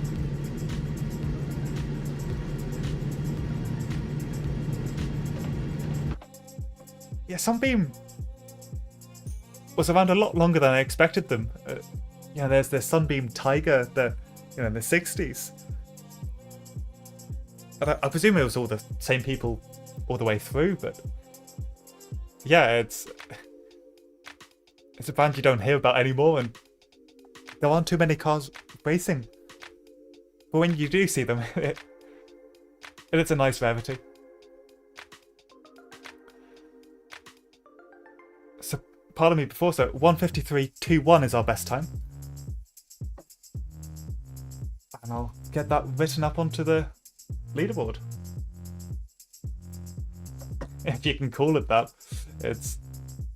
So, Toyota is seriously outclassed.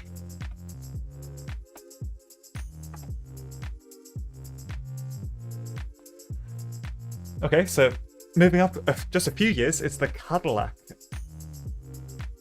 Again, by Virtual Racing Cars. It looks a lot like the Audi, is it the R8? But this time American made, trying to build off of Audi's designs and trying to see if they could win with it. Didn't work, Audi was just so dominant at that point. But it's still a pretty cool looking car. At one point, I end up hearing about there's a Belgian comic of a racer, and he goes through different series and things. And it's still going today, but I think it's been around since the 60s or 70s. Pictures of or illustrations of Le Mans starts and everything. There was a movie in the early 2000s, and I believe the hero drove one of these Cadillacs, and the villain drove the Pinos, where the driver is a bit further back. Interesting how they use the real cars to basically a kids movie.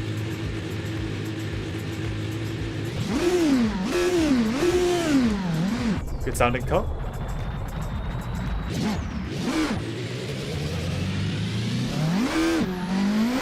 Hoping I can get a bit more control compared to the BMW, but we're going to have to see on that one.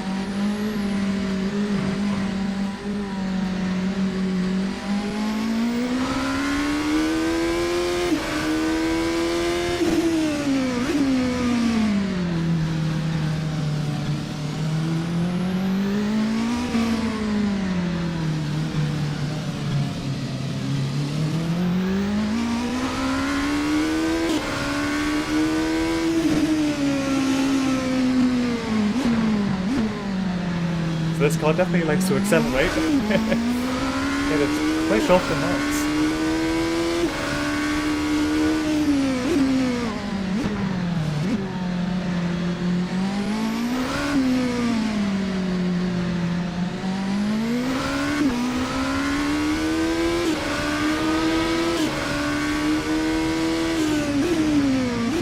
Nearly 230 kilometers an hour. Yeah, quite the rocket.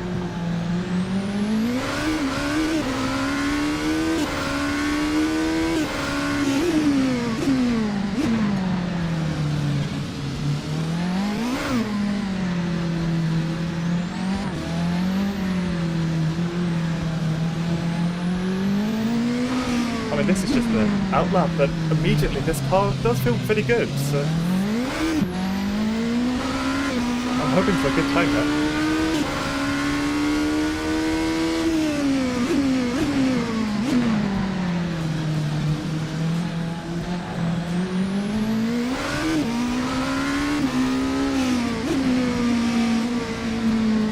Then we're here.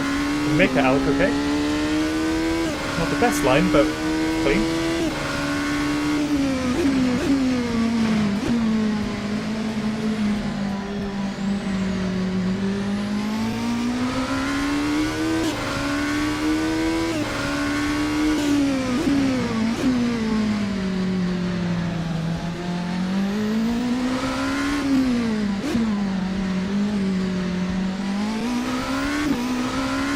Early up against through that try and keep traction. Just about able to take you. Touch and go there for a moment.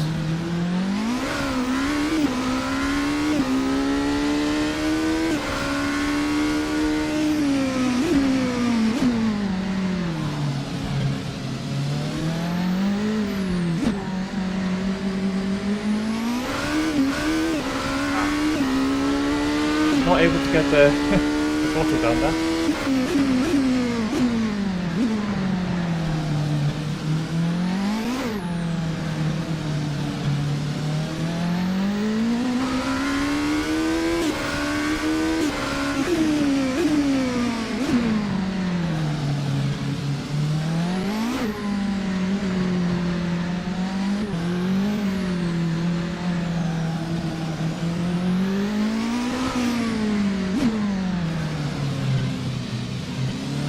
No big issues with that section.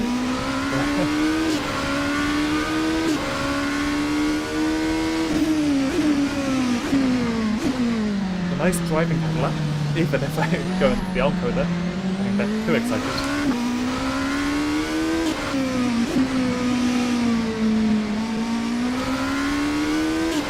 Okay, to third, to fourth, and we got a 152. Fastest time of all, at least so far.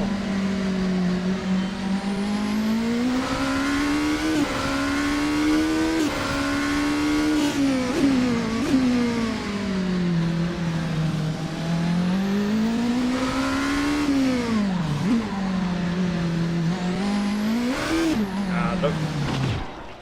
Yeah, that's the second hot lap. That's it. That's as far as we go on that one.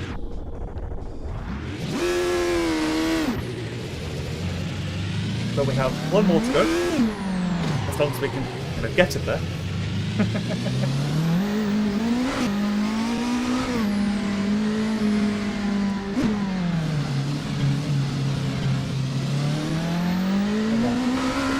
So 152, but yeah, this Cadillac can go pretty well here, can be pretty fast.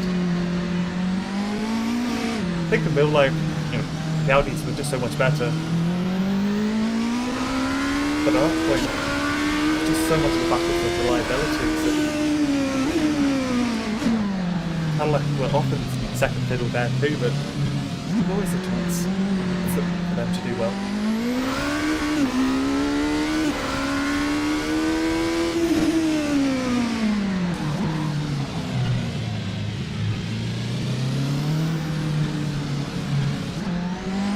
I'm just going to keep it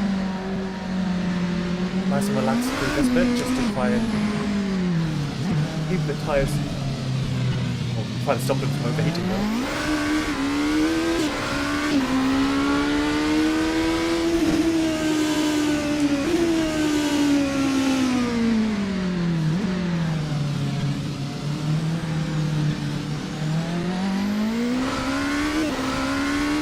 Okay, here goes nothing.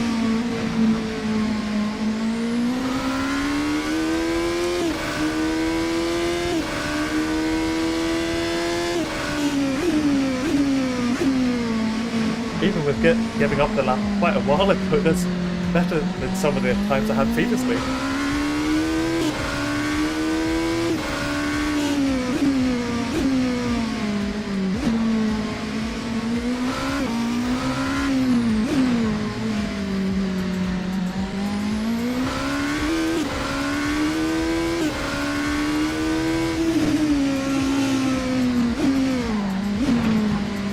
Getting out of shapes there.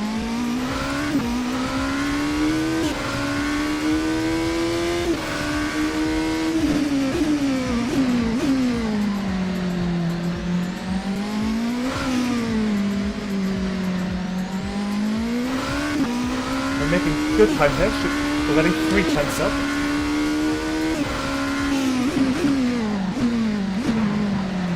As long as we're able to hold this. Better than F right now. We gained and lost 4 tenths there.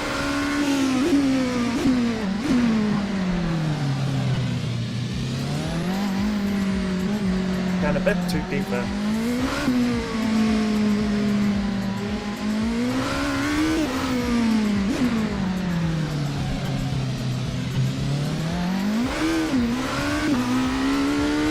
Too much wheel spin.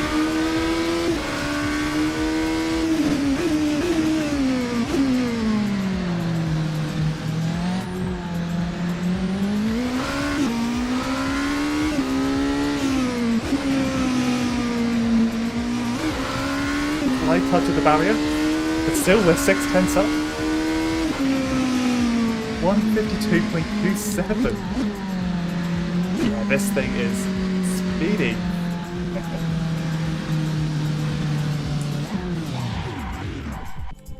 Well, that's pretty good.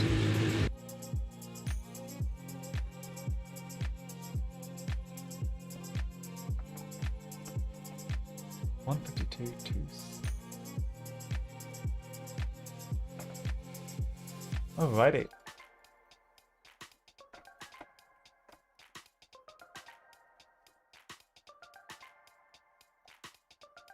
So by just about a second, the Cadillac is faster than that BMW.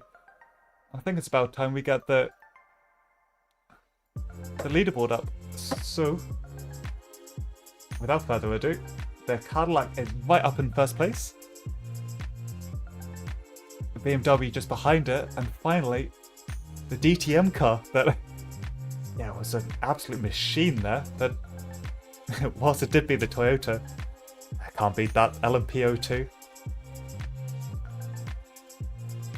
That was just the beginning for this, because power and grip, it's going to be a whole totally different beast here. F1 1986 up next, and that is a F1 car by RSS. It's a great machine, but again, you've got to be careful with turbo. It's otherwise you're in the wall. Gonna pick the Benetton livery for this one. I think it was at this track, if not one of the other US races in that year, where Benetton decided to paint the outside of their wheels, outside of the tyres. Really helps with the the lovely Benetton livery. I think my favourite out of that year. There's some fairly good liveries. 1986.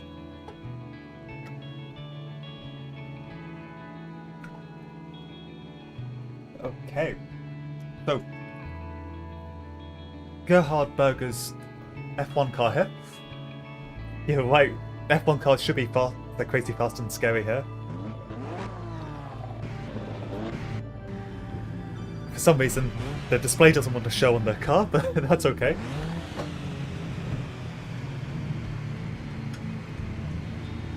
Let's up this slightly. Yeah, F1 cars. They're never going to be slow. But, thankfully, because we're doing just straight out of the box cars, no setup changes really. I don't have to go into the qualifying engine. Was it gearbox? Or the qualifying tyres where they were ready to run with almost 100% turbo, and then they'll be put into the skip. So we don't have to do that. We have a slightly more tamed version of this car for today. Doesn't mean it's going to be easy though.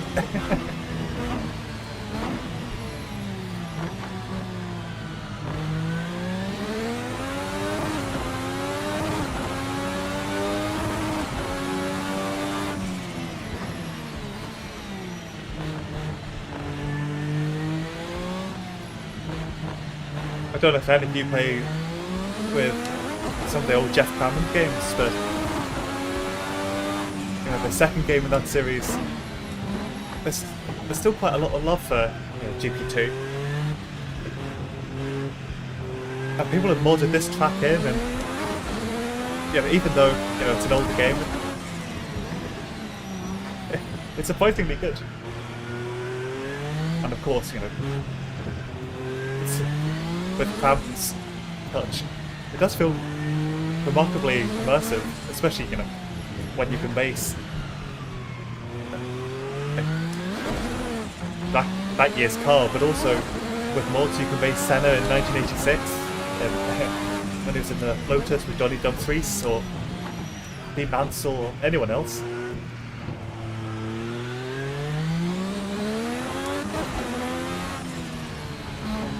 Go on, let's go for this.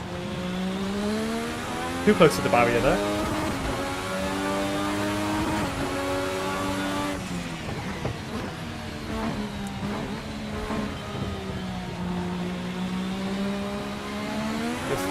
Gotta try and keep the turbo up here.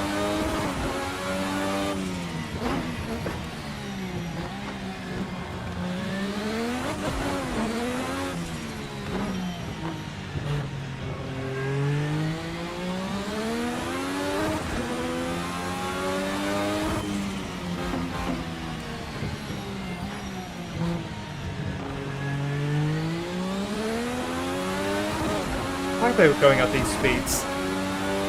And around some amazing tracks. How are they doing this with the 8-shifter, You can see why Huawei was in 1990 ended up going to the paddles, just because there's far less to think about as I miss that corner, as I'm thinking too much.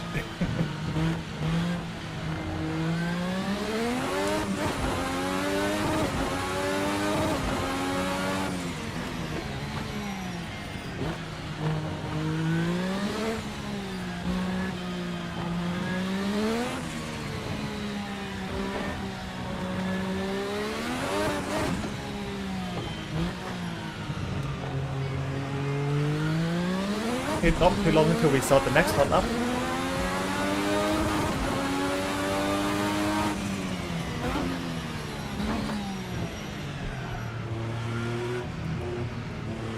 Okay, let's go for this.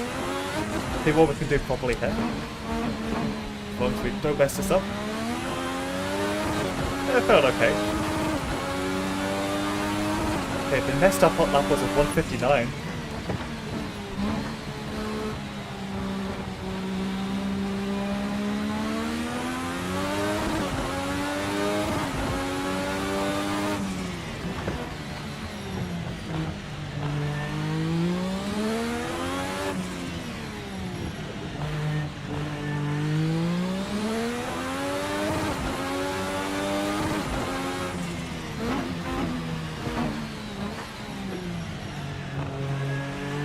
Closest I've been to the apex in a bit of a time.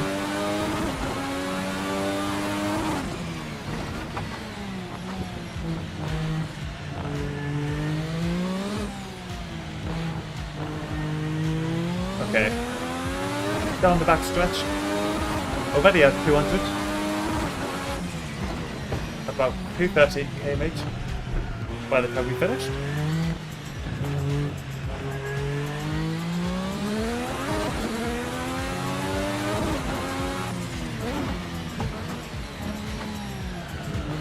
Bit more control through there.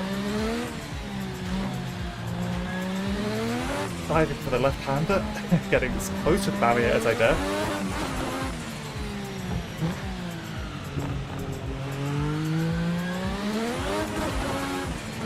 Oh, too risky.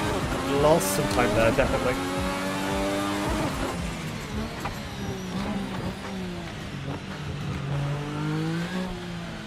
Okay, well, we did go off there, so that's a plus.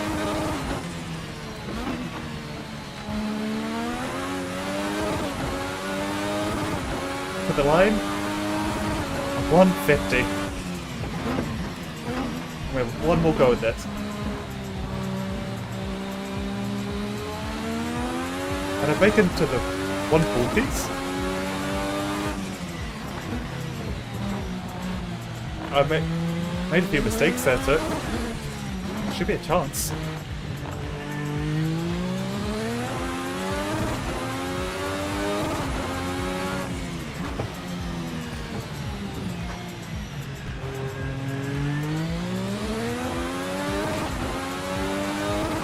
Hold on, everyone.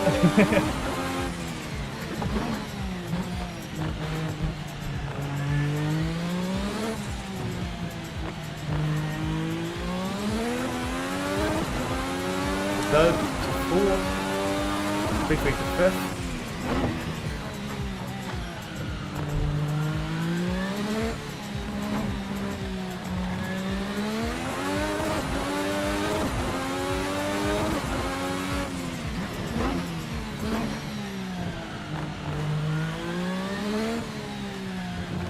This all feels a bit more controlled.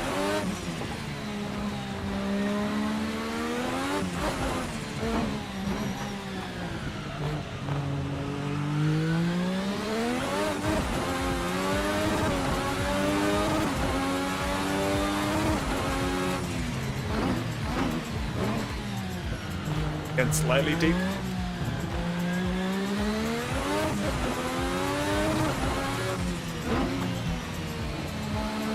We're clean through that. And we get to the line. 149.1. Wow, that's fast. Let's just have a quick look at that. There will be a quick look. No other option.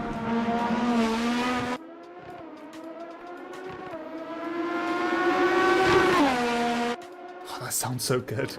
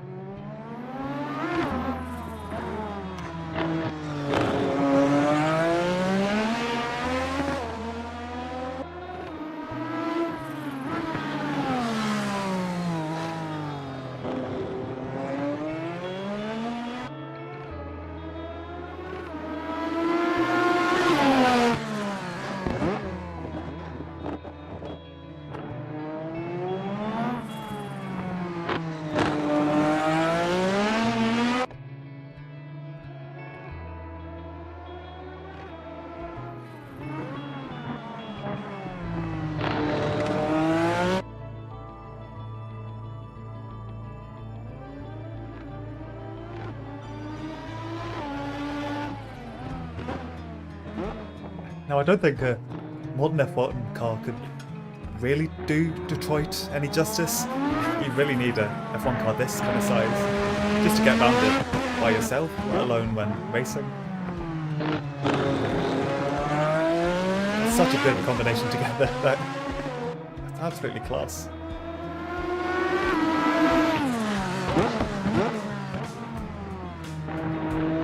But that is not the best corner.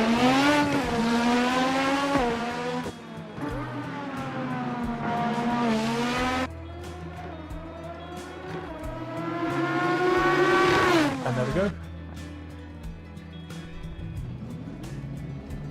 And I'll switch over to that picture of Mirandopoulos, as you can see. Don't know how long that will stay, but yeah, 149.11. That is lightning fast.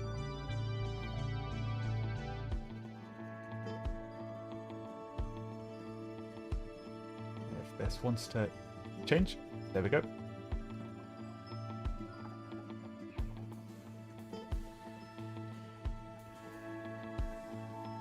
And immediately, the F1 1986 car, I believe based on the Williams, goes straight to first place. Followed by the lovely Cadillac and the pretty awesome BMW. Moving up a few years, and I think there was still Detroit in 1991, but may have just finished by then. To some, one of the best looking cars in F1 history. I mean, it's a pretty good debate. Today we're looking at the virtual racing car version of the Jordan Formula 1 car, driven by De Cesaris, Gasho, Schumacher, Zinardi, De Cesaris. There's quite a few people that drove this car in that year.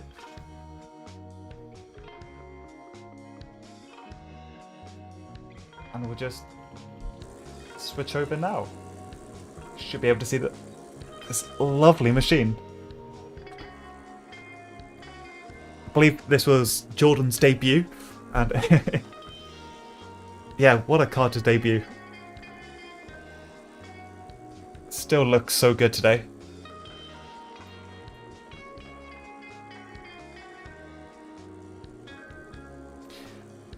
But let's not get carried away.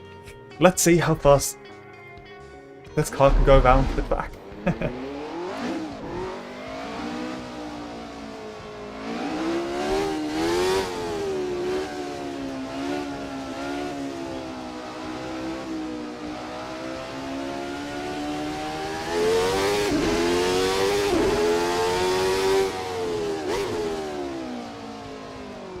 I don't know if it is, but this car feels a bit lower to the track. I feel it bumping around. Responding to every divot in the tarmac.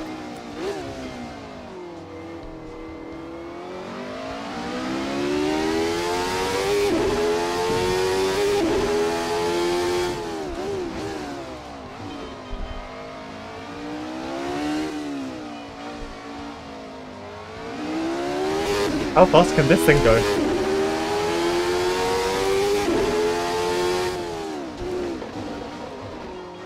I'm able to stop the car, but I got to, was that 245 kilometers an hour? Yeah. Absolute machine.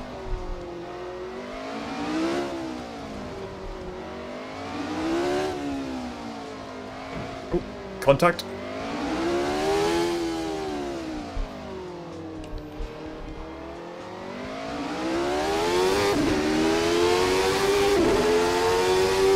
Lovely sound through those tunnels.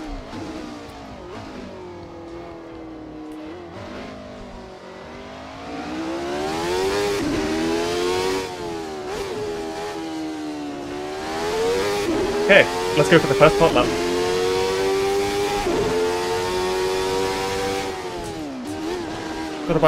Got to about 260 kilometers there. An hour.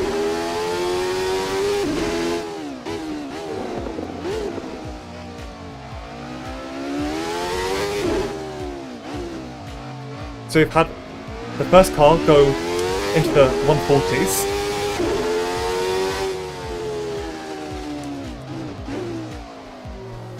What can this thing do? Because in almost every way, this feels so much more advanced. And even if I mess up a corner, case in point, I feel pretty comfortable in how it drives.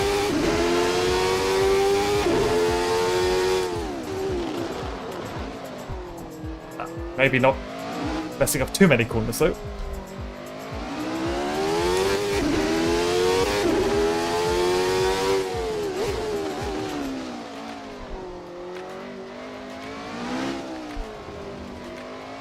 just about avoiding contact with anything there.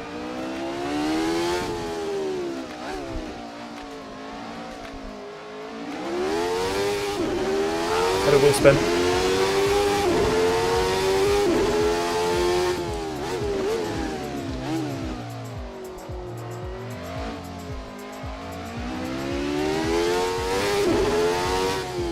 Is this bit to go?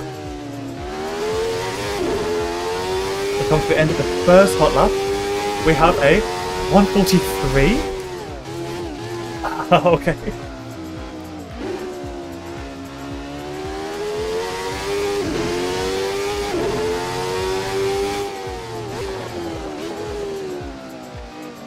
We definitely push harder than that.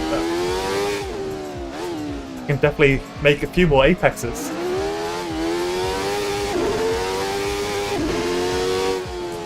But already a 1:43.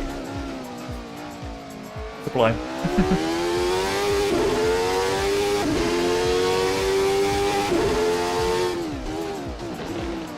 Oh, too much. Okay.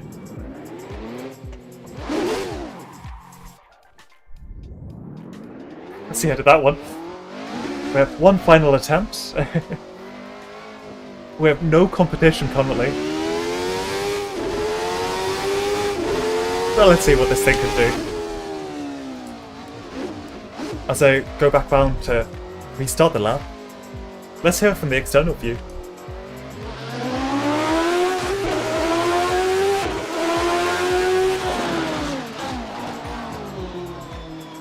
It's pretty good.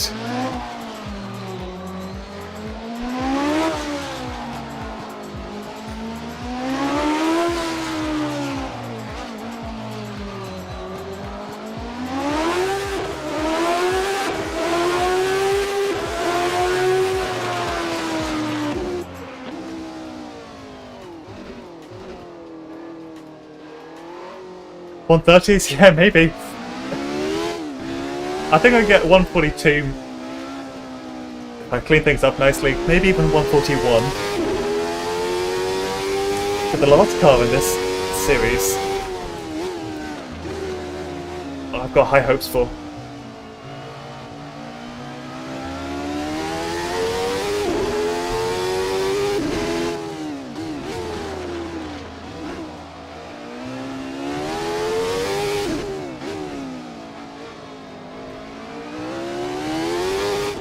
Bit of a kick.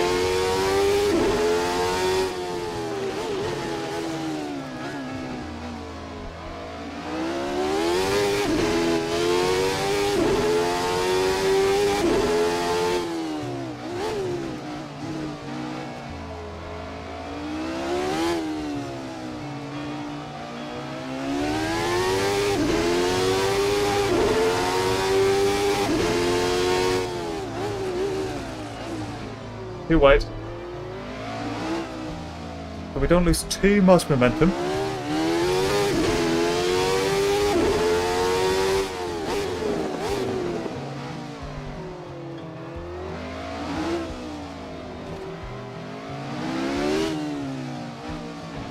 It's very different to the car that I was driving at the beginning of this.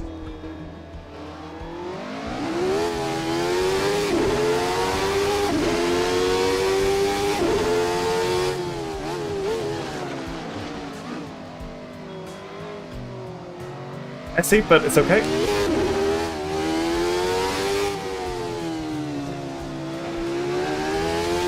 Okay, let's just end this. What do we have? 142.90. Yeah. Absolute machine.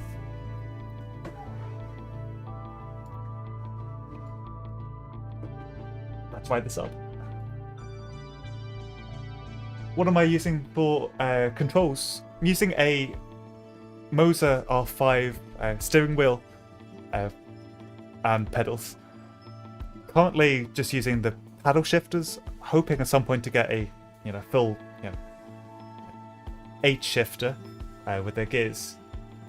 But yeah, it's it's an absolute joy to drive this.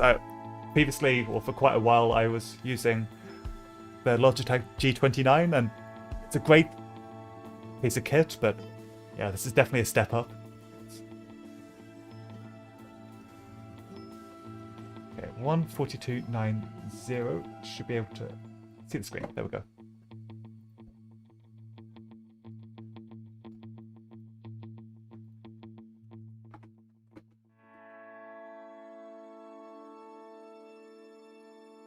Yeah, what a what a car. You know, I thought the 86 car was fast. But yeah, that is something else. But now we are on to the last car in this segment, the Indy car from 1999. This thing never raced here. I think it was Belle Isle at this point. But yeah, I thought, I've got the F1 cars, why not have a bit of Americana? I say as I currently have the Canadian Players livery on it with Greg Moore, maybe Villeneuve. It should be a good bit of fun here for the final car that I have listed. If anyone listening has a reference on any cars they would like to see, let me know. If not, I might just be ending with this. So, gonna get the IndyCar lined up. Oh, you have an R. It's an R12. Wow. That would be pretty cool. Currently, I don't have the space for a full sim rig, but I do have a good, you know, one you can fit onto your desk, basically. Just having the 5 Newton meters is, yeah, great. I've had it since about January. I ended up buying it. And I have had to go at the G29 since, and it's definitely hard to go back. Do you use sequential shifting a lot? So I know you said about the rally, and I guess that would be perfect there, but so I think I would like to get the H shifter, but the the sequential, not too sure about just yet. I'm sure it does look satisfying though. Anyway.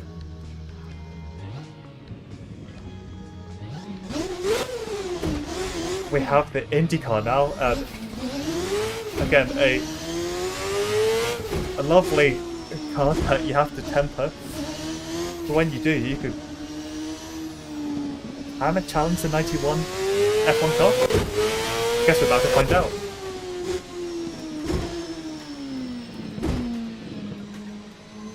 Sure, that makes sense about the sequential shifting. I know that iRacing has the Aston Martin and the Corvette from the early 2000s. I think that uses the sequential.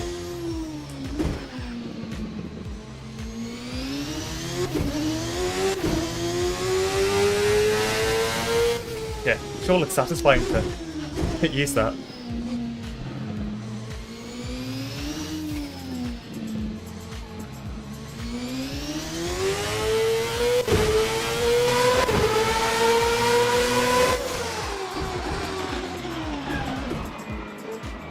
Was on the out lap. Ooh, press the wrong button there. Excuse that. The external sound is crazy. Crazy good.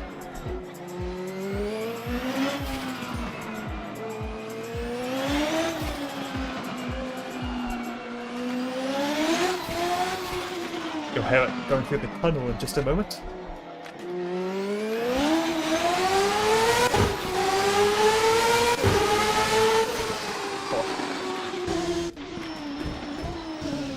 That's better.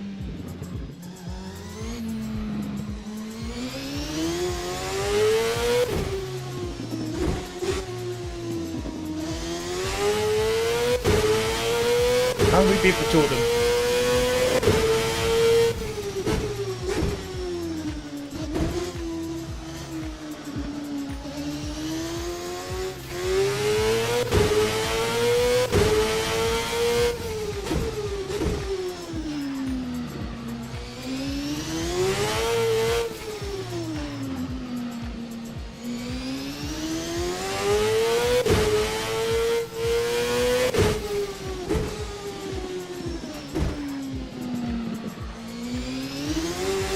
I made it through that tricky corner. Getting a little taste of the acceleration. So we park in between the barricades.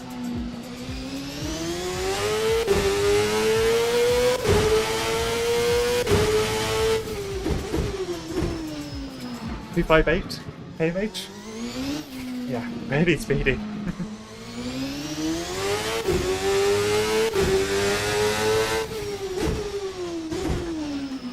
I think a lot of this car's speed will depend on the driver, you know, can I get the throttle or the acceleration sorted? Or am I just, you know, wheel spinning?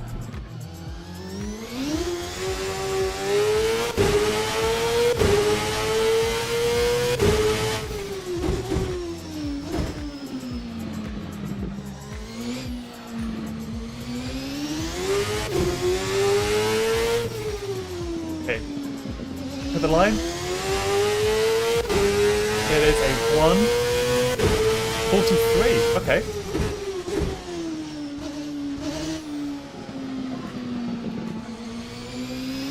So if the previous car was the 1:42, it's definitely possible. Might be a good challenge.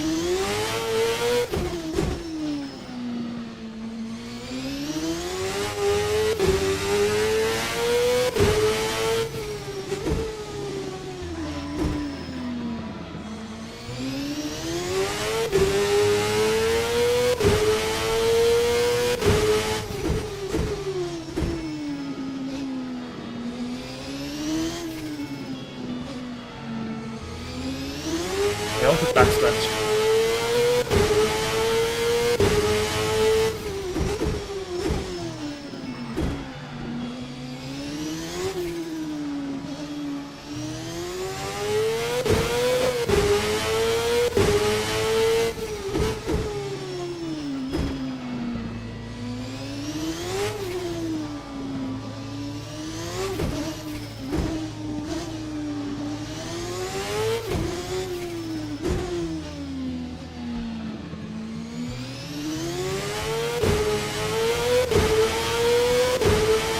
Tunnel.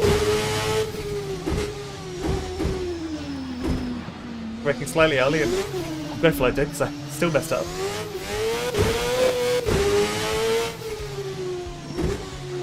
Now, into the barrier. We definitely lost time there. It's a 1:43 again. Oh man, if only I didn't make that mistake. One final shot here.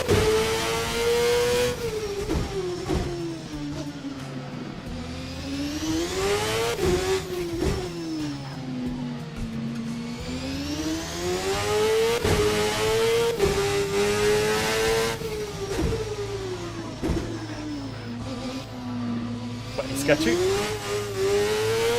Even more sketchy.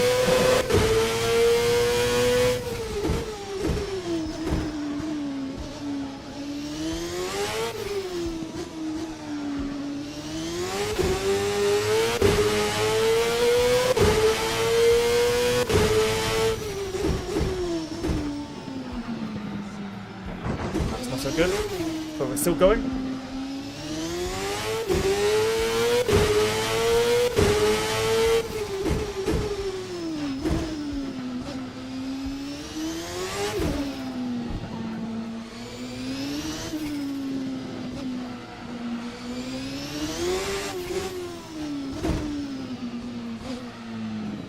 Right as I dare through that section. Battling up the gears.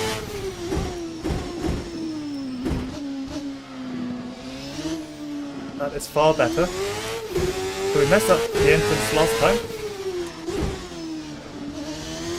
Did not do it this time. Third to fourth to fifth.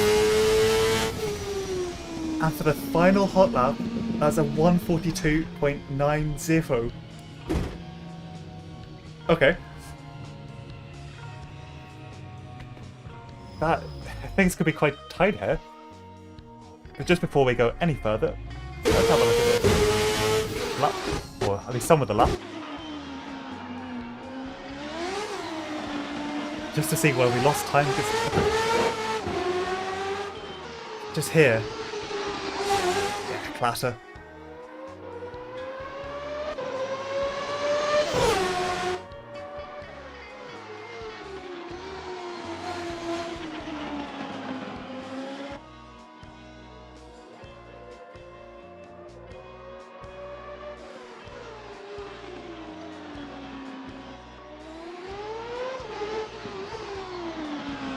Ah, that looks pretty cool. Now, I don't think I can wait any further. Let us have a look at the leaderboard. I'll just get it up behind the scenes. So we just got a 142.90. And if we look at the leaderboard, that's exactly the same time that the Jordan got. It got exactly the same time. Wow, that few years difference in technology and things, but yeah, that is pretty cool. Just gonna, if we are going to the 1000th, who won? So we just did a 142.900. 2000s. That's the difference between first and second here. The IndyCar has won out, and by 2,000ths of a second. That is that is pretty cool. Yeah, putting this slide together, I had no idea who's going to be fast, and beyond that, I knew the Toyota would be slow, but aside from that, I felt like anyone could have won. Pretty much, you know, some cars are far better at cornering, other ones definitely better on the straights. But it all came down to 2,000ths of a second.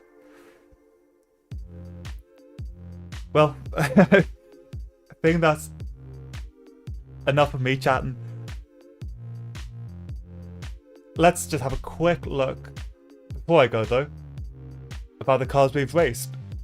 So as I mentioned before, I had a quick test go on Twitch, so this isn't in this video or live stream, but I had a go at the 60s cars, where it was a Ginetta in third place, and then two prototypes that I didn't think were going to be too fast at all. I didn't think they were going to be able to show their potential off, but they did, and they did very well.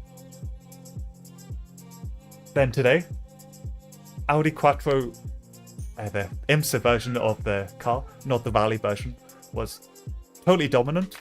And it took until the early 2000s GTs to really have any competition with it. This time out, the prototypes just couldn't catch up. And finally, as you might expect, for open wheelers, the F1 cars and the Indy car were the fastest.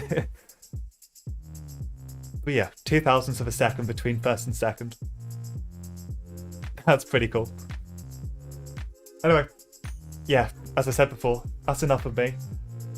Thank you all for watching so much. Yeah, there's... and also, thank you for watching the video. It's done super, super well. Yeah, I might be back tomorrow for the rallying. If not, I'll sort out something for one of the weekdays. And until I see you next time, enjoy some of my videos. Thanks for watching. I've been Historic Sim Racing, and I'll see you all next time.